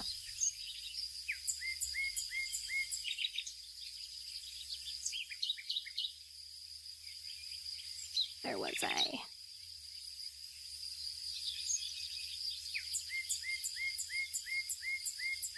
What if calling the leaders to a meeting was part of a scheme to leave the camps vulnerable? Clear Sky narrowed his eyes. He'd made sure his campmates were prepared, assigning each cat a position and warning them to be on their guard. Nettle and Thorn were stationed at the camp entrance. Birch and Alder stalked the woods for signs of intruders. Sparrowfur and Blossom watched from the oak that bought the overhang the clearing, while Acornfur and Quickwater hid in the shadows below. If any rogue tried to invade, it would be met with fierce resistance. The other leaders had taken similar precautions. Clear Sky? As he neared the top of the 4 trees hollow, a call echoed through the trees. He stopped, his heart quickening. The voice sounded again. Is that you? He recognized Tall Shadow's mew. Tasting for her scent, he hurried forward, his apprehension easing as her familiar smell bathed his tongue. She slid out of the darkness, hardly more than a shadow herself. River Ripper was waiting at the other side of the hollow. She led him from the cover of the forest and stopped at the top of the slope. Clear Sky padded after her and followed her gaze towards the shape at the hollow's rim on the far side. It was River Ripple, a pale silhouette against the undergrowth. Tall Shadow plunged over the edge of the slope and threaded her way through the bracken. Clear Sky followed, nosing through the fronds as he tracked her zigzagging route to the bottom. Grass swished on the far side as River Ripple hurried to meet them, his long silver fur rippling in the moonlight. Clear Sky broke from the bracken and padded into the clearing. Cold washed over his face. Chilly air had pooled at the bottom of the hollow, and he moved through it like a fish through icy water. Heat pulsed beneath his pelt as he struggled against fear. He scanned the clearing quickly, his heart beating so hard that he could hear his blood pulsing in his ears. At one end, the great rock rose in the moonlight like a massive curled claw. Beyond it, he saw, with a surge of gratitude, Windrunner's wiry frame. She was headed towards him. He strained to see past through the darkness. Had Greywing persuaded Thunder to come too? Bracken rustled on the forest slope behind him. Clear Sky jerked his head around and recognized his son's broad shoulders as Thunder pushed his way into the clearing. His orange pelt glowed blue in the moonlight. Thunder! Joy flooded Clear Sky's belly. He ignored the prick of resentment he felt at the fact that Greywing had persuaded his son to help him when he had failed. But how could he begrudge Greywing's influence? He had been more of a father to Thunder than Clear Sky ever had. Tall Shadow and River Ripple stopped beside Clear Sky and waited for Thunder to join them. I can smell the rogue scent, Thunder growled. Is it fresh? Windrunner asked. A voice rang from the great rock. Of course it's fresh! There was amusement in the mew. Clear Sky spun and stared up at the rock, his breath caught in his throat. He'd waited a quarter moon for this moment. Dread spiked his pelt. He could smell rogue scent and the scent of the other leaders, but something was missing. Slash stood on top. 6 rogues flanked him. They watched, as unmoving as stone in the moonlight, their dull pelts clinging to their lean bodies. The gleam in their eyes betrayed menace behind their stillness. I hoped you would come. Slash padded to the edge of the rock and looked down, scorn flashing in his gaze. Clear Sky curled his lip as anger swept his fear away. You gave us no choice. Slash snorted. I gave you no choice, Clear Sky. His gaze flickered over the leaders. They have no reason to be here. What do they care if you never see Starflower or your kits again? Clear Sky's heart lurched. Then why did you insist I bring them with me? Amusement flickered through Slash's whiskers. I just wanted to see if you could persuade them. Windrunner flicked her tail angrily. And if he hadn't, I'd have dealt with Starflower and found another way to make you share your prey, Slash told her. Dealt with Starflower? Clear Sky's tail twitched with fear. What did he mean? He suddenly felt as helpless as a kit. Where was she? He opened his mouth, reaching for her scent and realizing with a jolt which scent had been missing. Hers! Thunder bristled. How dare you threaten us? Slash flicked his tail, his gaze flashing towards the other rogues. They moved forward, hissing, and stood at the edge of the rock. Do you really want to argue with me, Thunder? Slash asked. Thunder flattened his ears. What makes you so sure we'll agree to share our prey? Slash's gaze flickered over the leaders. The same thing that made you come tonight. You don't want to see Clear Sky lose his mate and his kits. Clear Sky darted forward, snarling at the great rock. Where is Starflower? Panic quickened his thoughts. Terror hollowed his belly. Is she okay? Slash paused, his gaze burning into Clear Sky's. Rage seized Clear Sky. The rogue was playing with him like prey, prolonging his suffering for his own warped enjoyment. Where is she? He repeated. Fur brushed his flank. He jerked around, bristling. River Ripple stood beside him. Don't let him rile you, the silver-furred Tom murmured. He wants to cloud your thoughts, but you need to keep a clear head. Clear Sky took in River Ripple's soothing gaze. He felt his breathing ease and his heart slow as the Silver Tom's calmness seemed to seep into him. Steadying his paws, he turned back to Slash. You promised to return Starflower if I brought the other leaders here. Slash tipped his head. If I gave you Starflower now, what initiative would you have to honor the agreement we will make tonight? Clear Sky dug his claws into the cold earth. No one will agree to anything until Starflower is safely returned. Slash flattened his ears and peered over the edge of the rock.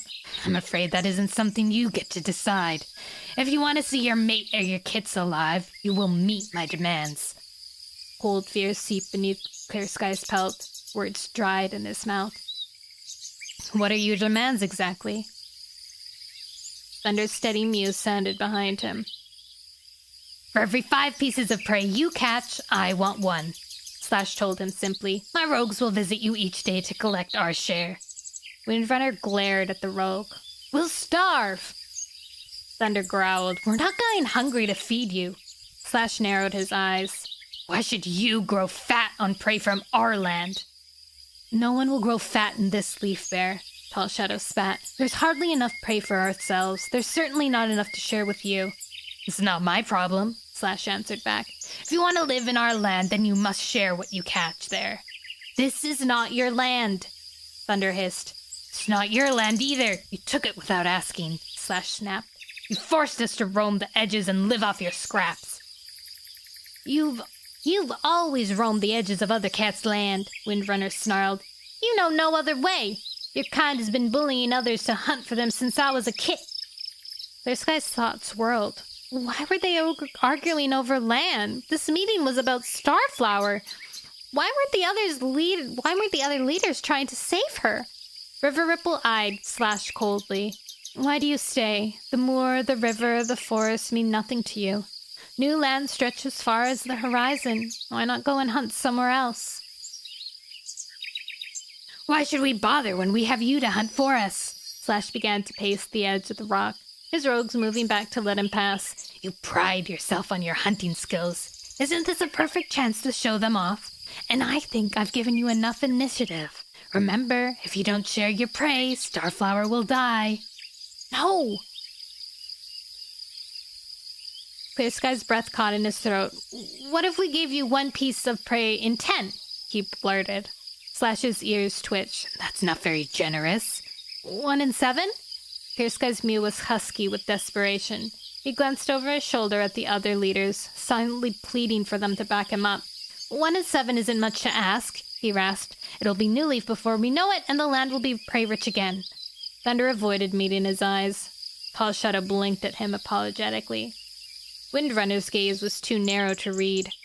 River Ripple stepped closer to the great rock and stared up at Slash. Our campmates will not go hungry to feed yours. Clear Sky felt sick. Didn't they care if Starflower died? He broke from River Ripple's side and hurried to Thunder. You can't do this! He snapped his gaze to Windrunner. You have to help save her! Tall Shadow backed away as he glared at her. You promised that you'd help Himmy! A low growl sounded in Slash's throat.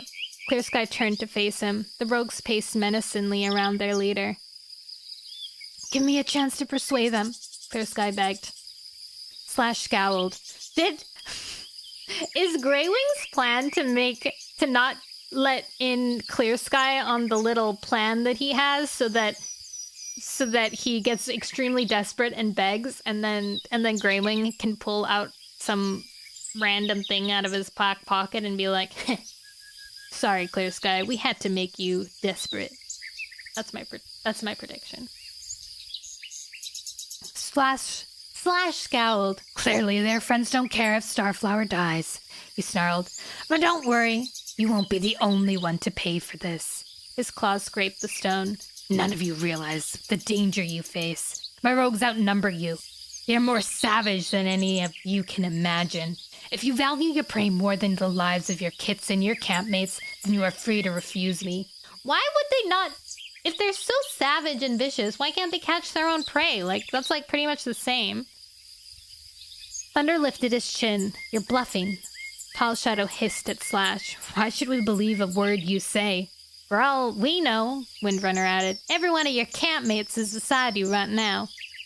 Are you willing to take that chance? Slash eyed her menacingly. She didn't flinch. Yes. Yes. Thunder stepped forward. Yes. Tall Shadow lashed her tail. No!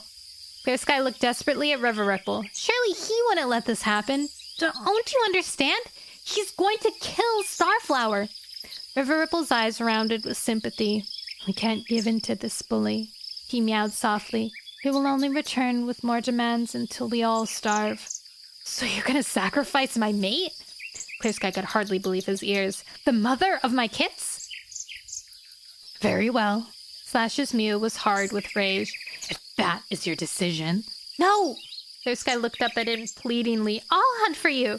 You can have all my prey. Just give me Starflower. Slash's gaze flashed with contempt. Then he turned and disappeared down the back of the great rock. His rogues filed after him.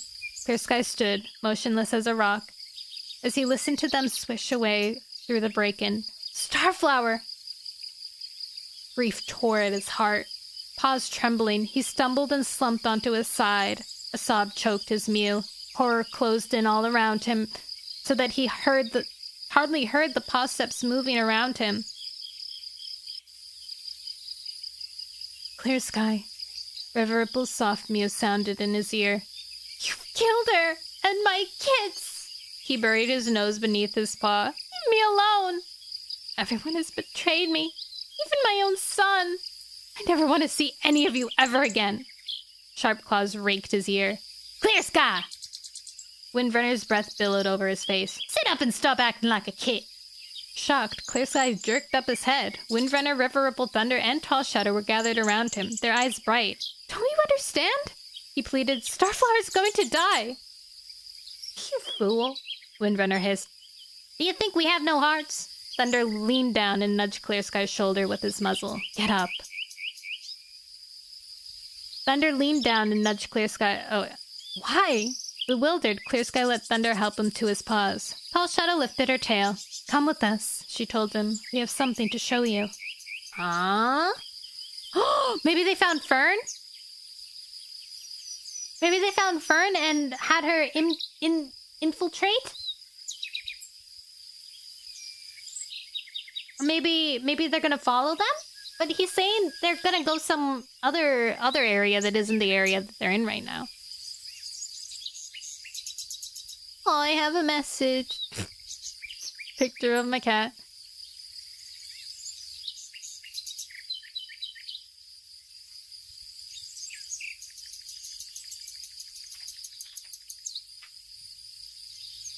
I play Minecraft. Yes, I do. I do want to get more into it. Honestly, what I've learned recently after joining VCiv, I've learned that I should find more joy and love and maybe like push my content more in these V-Civilization events, like Minecraft events, because they're so fun and I get to like practice RPing and meet wonderful kind people. And it honestly is such a breath of fresh air compared to Twitter right now. Like, I don't even know what's going on with Twitter. Or X. I'm calling it X now because it doesn't even feel like Twitter.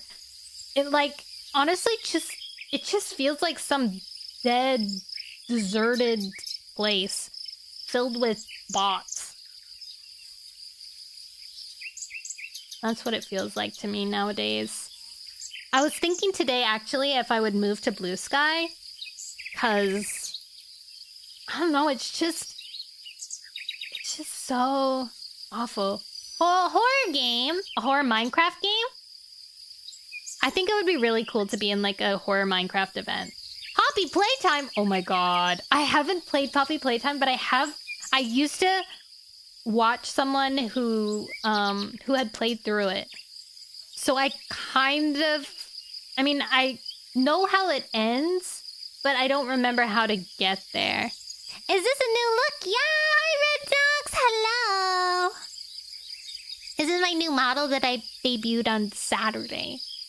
I would, like, lose my dang mind if I,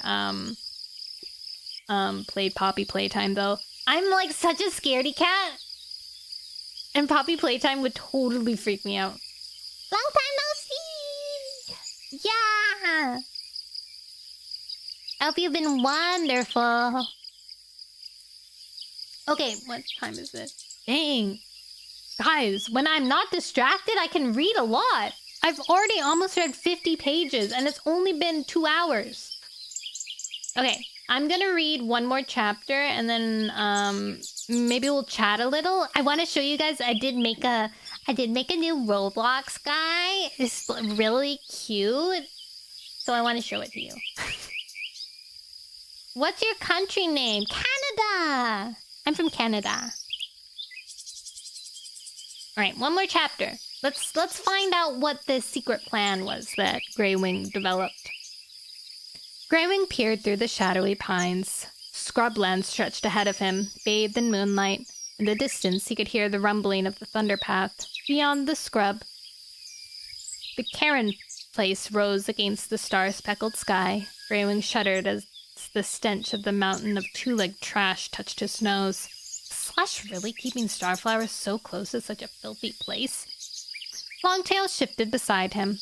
The forest cat's musky scent seemed strange to Greywing now. Leaf and Reed fidgeted in the shadows behind them. Leaf and Lightning Tail had volunteered to join the patrol when Greywing had traveled to Thunder's camp to discuss his plan. Ah, so while this was happening, while they were doing the meeting, they snuck in. Oh, good job reading. Thank you!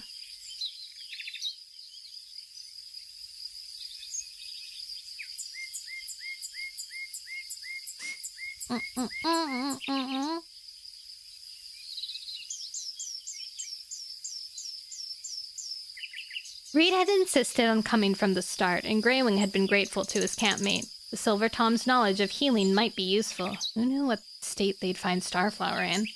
Lightning Tail wrinkled his nose. Are you sure this was the place? Greywing kept his gaze fixed ahead. Fern said it was. Leaf glanced over his shoulder uneasily. Where is Fern? You said she'd meet us here. She has to slip away from her campmates without being seen, Greywing reminded him. Let's hope she hurries, Reed muttered. We need to get Starflower away before the meeting is finished and Slash leaves the 4 trees. If he's willing to kidnap a queen, what in the stars will he do to us if he finds us trying to help her escape? Greywing glanced at the half-moon. It was still rising. How long would the meeting last? Windrunner had promised to stretch it out as long as she could. Hopefully there was still plenty of time. He glanced back into the shadows anxiously. Was Fern coming? Perhaps they should start searching the scrubland for Starflower without her. Greywing had spent the last quarter moon tracking Fern, scouring the pine forest for some sign of her scent as he tried to figure out where she'd gone after she'd left Tall Shadow's camp. He'd ranged further and further, trekking through the oak forest and even beside the river in hope that he could catch up with her. She was his only link, and his only chance of finding out where Starflower was being held. At last he'd found her scent beyond the pines. He tracked it, growing wary as it mingled with the rogue's stench. The scents had thickened, and he'd followed her trail, until he could smell nothing else. He had halted, his pelt prickling with fear. He had located the rogue's camp. It was a dip where the pines thinned into boggy land, hidden by a thick wall of marsh grass. He'd circled it gingerly, then climbed the slope beyond. Hazel thickets crowded between willow trees, which stretched towards the denser forest. It was a perfect hiding place from which to observe the comings and goings of the rogues. Greywing had found a patch of rotting moss and rolled in it to disguise his scent, then crouched at the heart of the moss-tangled thicket and waited. A long day and night passed before he glimpsed Fern. As dawn washed the marshland in watery light, he saw her. She was following a patrol along a trail towards the camp. Greywing's heart had lurched as he wondered how to attract her attention without being spotted by her campmates. It was lucky that she had such a keen sense of smell. She paused as she padded along the bottom of the slope, her nose twitching. She had pricked her ears. Greywing's heart had quickened as she turned and glanced towards the willows. "I'll catch up with you," she called to the patrol. As soon as they were out of sight, Fern had hared up the slope, darting between the hazel thickets, her pelt rippling. She'd guessed he'd come about Starflower, but swore she didn't know where the queen was being held. "Slash won't tell anyone but our guards," she'd confided. "He's keeping her away from the camp so no one can find her." "But we have to know where she is," Greywing had pressed. Fern had promised to find out where Starflower was being held. "But you mustn't come back here," she had told him. "I'll find you. It's safer for both of us." He'd left her, feeling more anxious than relieved. Was it fair to let Fern put herself at risk? He'd pushed the worry away. Clear Sky's unborn kits were a greater risk. Days had passed, with the meeting at the 4 trees looming ever closer. At last Fern had come, slinking at dawn from the patch of heather as he passed on hunting patrol. Her eyes round with fear. "I know where she's being held," she breathed. "I can't show you now. Slash will already be wondering where I am." They'd arranged to convene at the edge of the pine forest on the night of the meeting. The night had arrived, and Greywing glanced at the half moon again. Where was she? Hadn't she been able to get away? He shifted his paws, feeling stiff from crouching on the damp earth. What if Fern doesn't come? Lightning Tail glanced at him. "We'll find Starflower ourselves." Greywing broke off as the brambles rustled behind them. He spun, signaling with a twitch of his tail tip for the others to be silent. "Greywing?" Fern's frightened whisper sounded between the trees. Greywing felt a flicker of relief, then stared anxiously into the shadows. "Are you alone?" "Of course I am." She slid from the tangled branches, wincing as the thorns tugged her black, knotted fur. Leaf straightened. "We thought you weren't coming." Fern glared at him. "I said I would, didn't I?" Reed dipped his head. "We're just glad you made it here safely." Lightning Tail blinked at her expectantly. "Where's Starflower?" "Follow me." Fern brushed past them and padded from the trees. Keeping low, she led them across the scrubland. Short, wiry. That's big. This book really likes that word. I've read that word so many times today, and I feel like I only used to read it once a book. Short, wiry grass jabbed between Greywing's claws. Frost-blackened bushes crowded on either side. The stench of the Cairn place grew stronger as they neared it. Fern slowed her pace. She nodded towards a dense patch of bracken. "She's in there," she breathed. "Swallow and Snake are guarding her." Lightning Tail padded close to her, tasting the air. Greywing saw Fern hesitate, pure scent wafting from her pelt. "You'd better get back to your camp," he whispered. She glanced at him gratefully. "If Slash finds out I led you here..." "I know." Greywing touched his nose to her head gratefully. "You've been very brave, and we will remember your kindness and courage for many moons." She blinked at him expectantly. "I hope you get her away from here. This is no place for a queen who's carrying kits." Dipping her head quickly, she hurried back to the cover of the pines. Greywing turned to Lightning Tail. "Are you ready?" "Of course." Lightning Tail lifted his chin. Greywing nodded to Leaf. "Do you remember what to do?" Leaf nodded. Greywing tasted the air. Rogue scent touched his tongue. The bracken swished in the light breeze. He signaled Lightning Tail and Leaf forward with a flick of his tail, and crouched, pressing his belly to the earth. Reed dropped down beside him as two forest cats padded closer to the break-in. Greywing held his breath as they neared the shadowy fronds. Leaf glanced at him quickly, then ducked beneath the cover of a juniper bush. Lightning Tail lifted his chin and marched straight on. "Who are you?" An angry snarl sounded from the break-in pouch as Lightning Tail disappeared behind it. Just a loner looking for prey," Lightning Tail answered breezily. "Go on somewhere else," a second snarl cut through the night air. Lightning Tail sniffed. "Where's the best place to hunt around here?" A threatening growl sounded from behind the break-in. Greywing stiffened as he saw Lightning Tail back away, his ears twitching uneasily. Two cats stalked towards him, hackles high. One was an orange tabby she-cat with amber eyes, the other a gray tabby tom with broad shoulders. Their tails twitched aggressively. "I'm sorry I bothered you." Lightning Tail was leading them further away from the break-in. "I'll leave you in peace." As he spoke, Leaf let out an anguished wail. The rogue jerked around, pelts bristling. "What's going on?" The gray tom flattened his ears. "I don't know." Worry flashed in the tabby's eyes. "Go find out what that noise was, and I'll get rid of this loner." The gray tom turned towards Lightning Tail, his teeth glinting as he drew back his lips.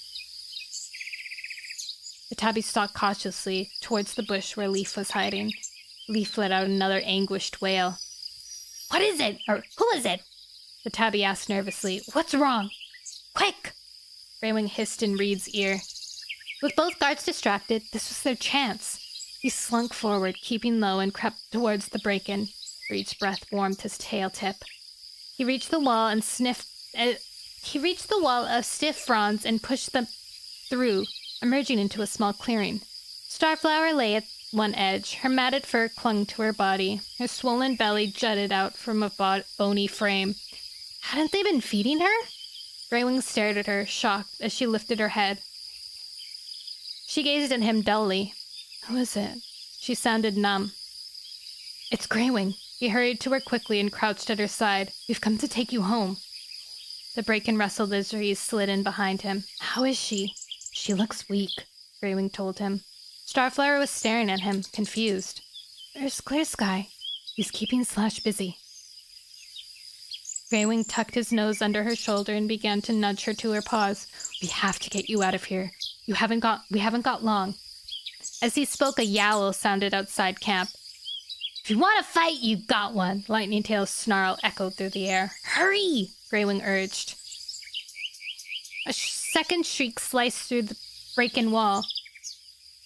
"Leaf!" Starflower's eyes seemed to spark to life as she heard it. Suddenly, she was hauling herself to her paws. "There are two guards," she warned Greywing. "I know. Lightning Tail and Leaf are taking care of them." "No."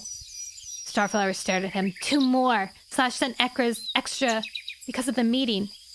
Greywing's chest tightened. "Where are they?" "They went to hunt rats in the Karen place." Starflower glanced fearfully at the gap in the break-in. "They'll hear of the fighting." "Come on." Greywing nudged her towards the twisted fronds where he'd broken in. As he pushed through, Greywing nodded Reed after her. Paw steps were pounding over the ground outside. He pushed through the break-in as Starflower and Reed began to run for the pines. Lightning Tail was wrestling with the gray tom. Leaf was pummeling the tabby with churning hind legs. The paw steps grew louder. Two burly shapes loomed from the shadow of the Karen place. One veered towards Starflower and Reed with a yowl of rage. The other leaped for Greywing. Paws slammed into his side. He lost his footing and fell to the ground. Paws raked his muzzle. Teeth sank into his hind leg. Pain seared like fire through him as a ginger tom bit down through his fur. He strained to see if Starflower had gotten away. Reed was rolling across the ground, withering with a tortoiseshell she-cat. Beyond him, Starflower had stopped and turned back to look. "Run!" Greywing wailed. As he spoke, the ginger tom let go and harried away, charging after Starflower. Harried away, too. They've used harried away a lot in this. Greywing scrambled to his paws and chased after him. He felt a twinge in his chest. It sharpened as he saw the tom reach her first. Starflower's eyes lit with fury. She reared and met the attack with outstretched claws, but the tom hit her like a barreling wind. Grunting, Starflower staggered backwards and fell. Uh-oh. Her swollen belly thumping onto the ground. You thought you could escape. The Ginger Tom lunged, his claws flashing in the moonlight. Starflower tried to find her paws, her eyes wild with fear, but the rogue hooked his claws into her neck. Greywing's pelt bristled. Get off her! He gripped the Tom's scruff between his teeth and hauled him away. Starflower shrieked as fur tore from her pelt. Tom struggled free and leaped again at Starflower. You won't escape! Moving as fast as a snake, Greywing darted between them. The Ginger Tom crashed into him, his gaze flaming. He stretched a paw around Greywing, reaching for Starflower, but Greywing thrust him away and sent him reeling backwards. He threw Starflower a quick, desperate look, and saw her freeze, panic showing in her eyes. Blood dripped from her cheek. Clumps of fur stuck out of her pelt. Run! Greywing yowled. We can hold them off. She stared at him for a moment, then turned and fled for the pines. Reed struggled from beneath the tortoiseshell. Starflower hurt? Go with her! Greywing ordered. He reached out a paw and swiped at the tortoiseshell's tail. The tortoiseshell turned on him as Reed raced away, but Greywing hardly saw her. The Ginger Tom had found his paws. He dived for Greywing, knocking him down. As the rogue spun to chase after Starflower, Greywing hooked a paw around his leg. Sinking his claws, he held on tight, the claws of the other paw holding fast to the tortoiseshell's tail. Lightning Tail! Panic flared through Greywing. The rogues were struggling from his grip. Lightning Tail was driving the Grey Tom back with a flurry of blows. He turned just as the Ginger Tom broke free and chased after Starflower and Reed. Lightning Tail pelted after the rogue. Greywing twisted around and slammed the paw into the tortoiseshell's flank. He dug his claws and scrambled up, pinning her with one paw. He slashed her nose with the other. Terror shone in her eyes. She fell limp beneath his grip. If I let you go, will you leave Starflower alone? He hissed. The tortoiseshell blinked at him desperately. Yes! Backing off, he let her go. She scrambled to her paws, her pelt bushed. Her gaze flitted from him to the others. Lightning Tail writhed on the ground, the Ginger Tom in his grasp. Leaf battered the tabby's muzzle. As he cowered against the earth, the tortoiseshell blinked at Greywing in disbelief. Go home, he snarled. Her gaze lingered on him for a moment, then she turned and fled towards the cairn place. Grey fur flashed at the edge of Greywing's vision. The Grey Tom was zigzagging between the bushes, heading for the pines. Greywing plunged after him, his lungs screaming as his chest tightened. The world seemed to close around him, but he pushed onward. His vision narrowed to a tunnel, fixed only on the Grey Tom. The Tom slowed as he reached the pines, stumbling on the brambles that snaked between the trees. Greywing began to catch up. He raced into the shadow of the trees, leaping easily between the brambles. He'd spent too much time in the forest that led them to trip here. The Tom raced on, but Greywing was gaining. As the trees opened into a clearing, Greywing flung himself forward. Stretching his claws, he dug them deep and dragged the Tom to a screeching halt. Blood roared in his ears, but he kept his claws curled deep into the Grey Tom's pelt. The Tom shrieked and tried to struggle free, but Greywing held him hard. Closing his eyes, he fought to breathe. The Tom writhed in his claws. I mustn't let go. The single thought throbbed in his mind. Then the Tom stopped struggling. Greywing opened his eyes and peered at the rogue. The Tom was lying on the ground, as still as dead prey. Slowly, Greywing released him and stepped away. The Tom grunted. Then, pelt rippling, he staggered to his paws and glared reproachfully at Greywing. You're wasting your time. Greywing puffed. I won't let you get her. The Grey Tom growled, his tail dragging. He limped away between the pines. Greywing drew in a shuddering breath. In the distance, he heard Lightning Tail screech. Then another yowl cut through his ear fur. He stiffened. The cry was filled with pain, not the furious pain of battle, but a deep, frightened yowl. Starflower! Something was wrong. He forced himself to run, his lungs aching with every step. Swerving out of the trees, he broke into the verge of the thunder path. A monster thundered past, and he flattened his ears to the wind as it whipped by his face. Its roar faded, and he heard the desperate yowl again. Ahead on the grass, he saw Reed crouching over a fallen body. Had Starflower been hit by a monster? His thoughts reeled as he remembered Turtletail. A monster had killed her. He'd never seen her body, but he had imagined her over and over again, lying stricken beside a strange and distant thunderpath. His heart seemed to burst inside his chest, but he forced himself to keep moving towards the huddled figure of Reed. What happened? His mule was trembling as he neared. Reed turned to him, his eyes wide with fear. The kids! He breathed. They're coming! Uh-oh. Uh-oh. She's having her babies.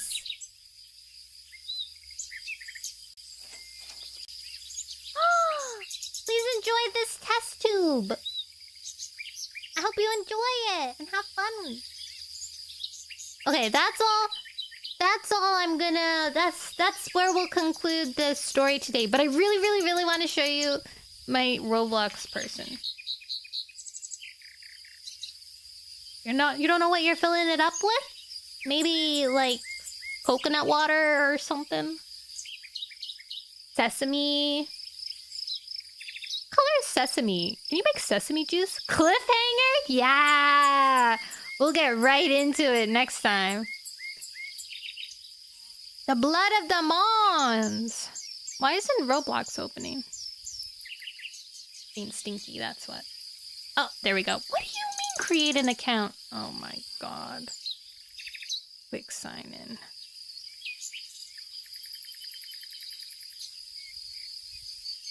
What a load of hoopla.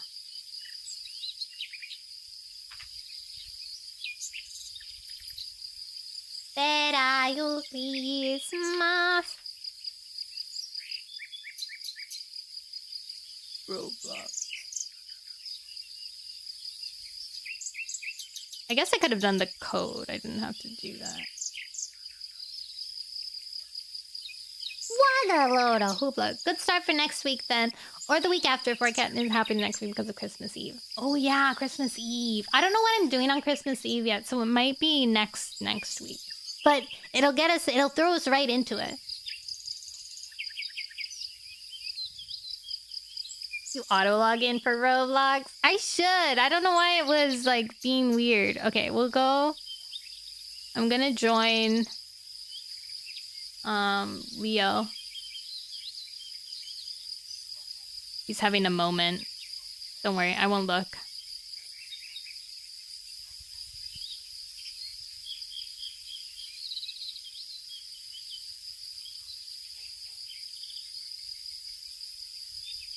Oh my god, you look so cute!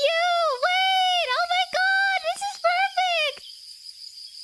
Do you see my tiny form? Oh my gosh. Wait, that is so good. Hold on. I'm gonna show you guys.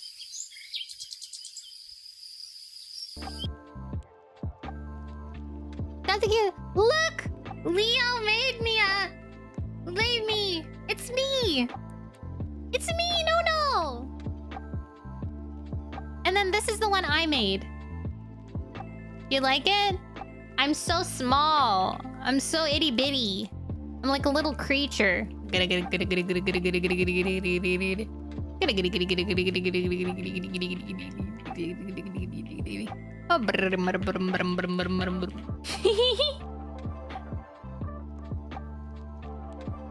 View wear outfit. Now I am Nono.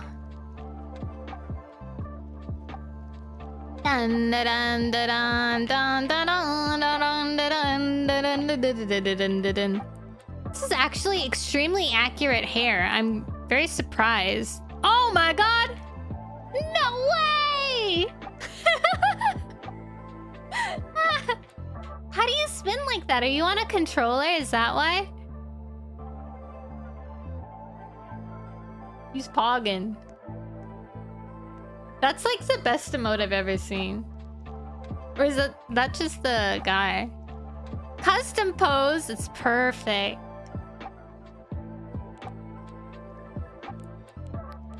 I like you.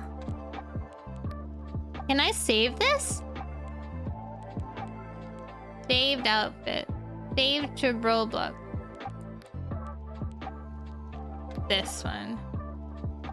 Leo's cosplay. Leo's Nono cosplay. There, perfect.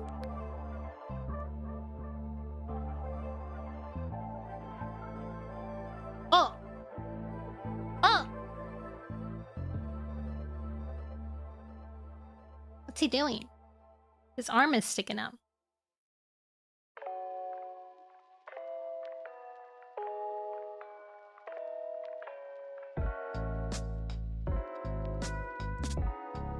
Whoa!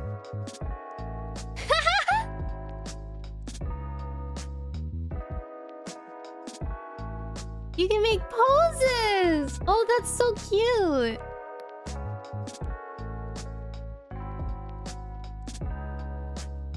Rat dance. Aww, emotes aren't capable? What about this one? That's so sad. But look at how cute I am.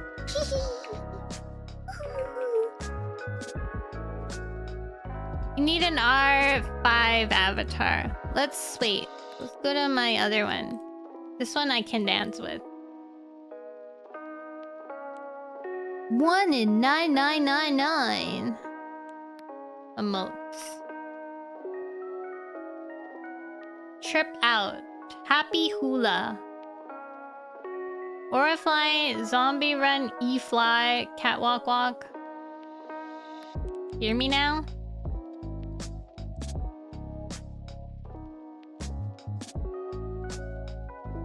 This one isn't necessarily me. This is my Roblox OC now, guys. What should her name be? Creature.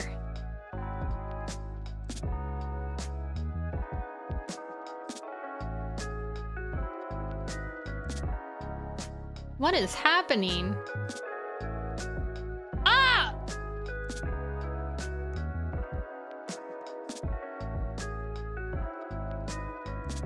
Kermit, the frog. I'm hugging you. Oh. Wait, are you really small too now? Oh my god, wait, you're so tiny like me. I was like, wait, why are you like my size? You can go smaller? Thank you for the follow, my chocolate heart.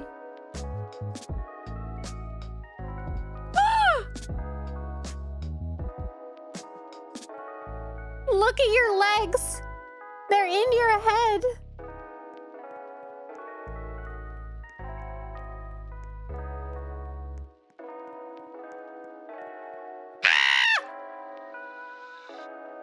Oh my god, he's a frog. He's a frog. Oh my god, he's so fast. Wait. I have to give you a...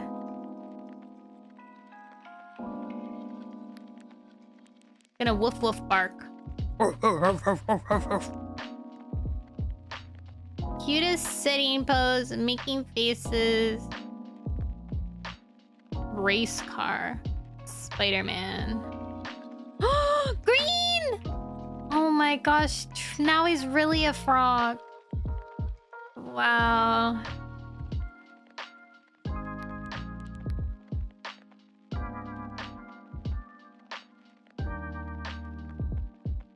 Who knew that Roblox could be this beautiful?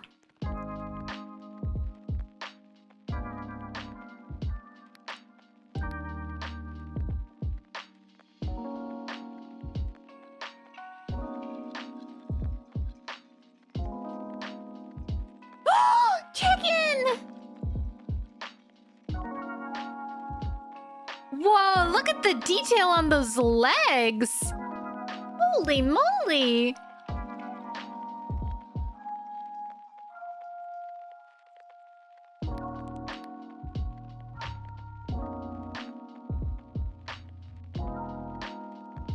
Oh, pigeon!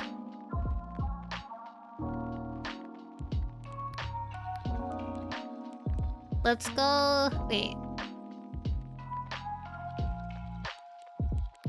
I know I saw one that was really... funny. Body. Head. Characters. Aha! Chicken! Wait. Let's look up something. What should we look up? Popcorn. Oh my god.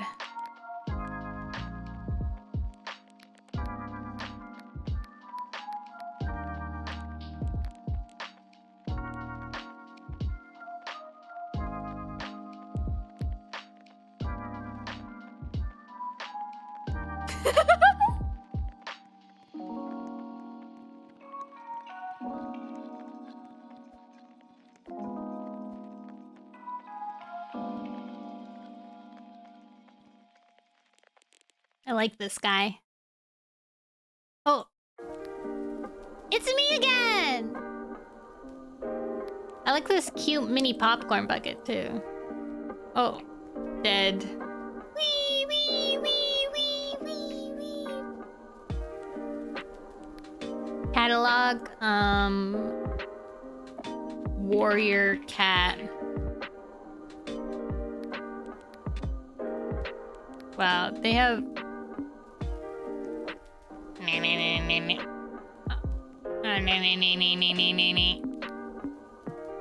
Meow meow.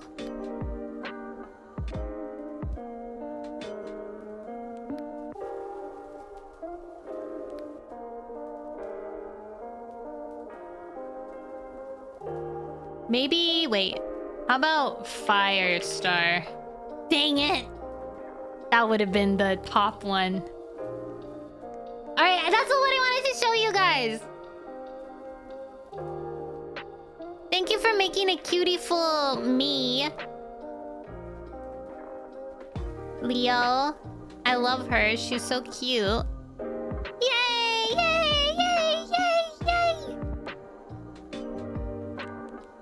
Okay, let's get out of here. Let's skabooble. Flows. Alright. Back to chatting. Back to chatting. Let's find somebody to raid. Oh my god. It's Elio. Elio doesn't have a shirt on. Pretty crazy.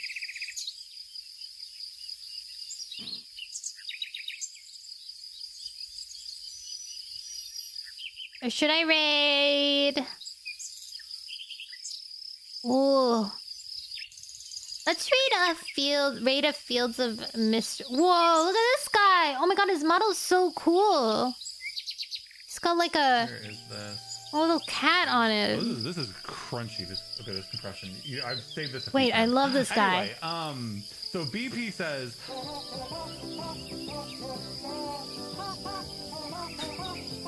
So BP says. So BP says, I just wanted to say, and I'm so sorry this makes you uncomfortable, but your custom song helps me defecate better. Like. All right, let me find my channel. Creator dashboard. I'm live. Whoa! Who would have thought? Who would have thunk? All right, we're gonna raid.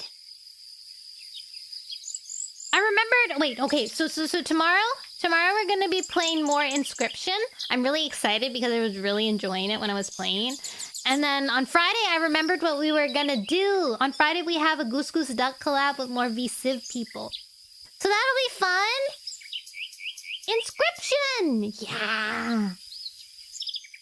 I was really enjoying it. I was having a lot of fun. Goose Goose Duck 2? Yeah!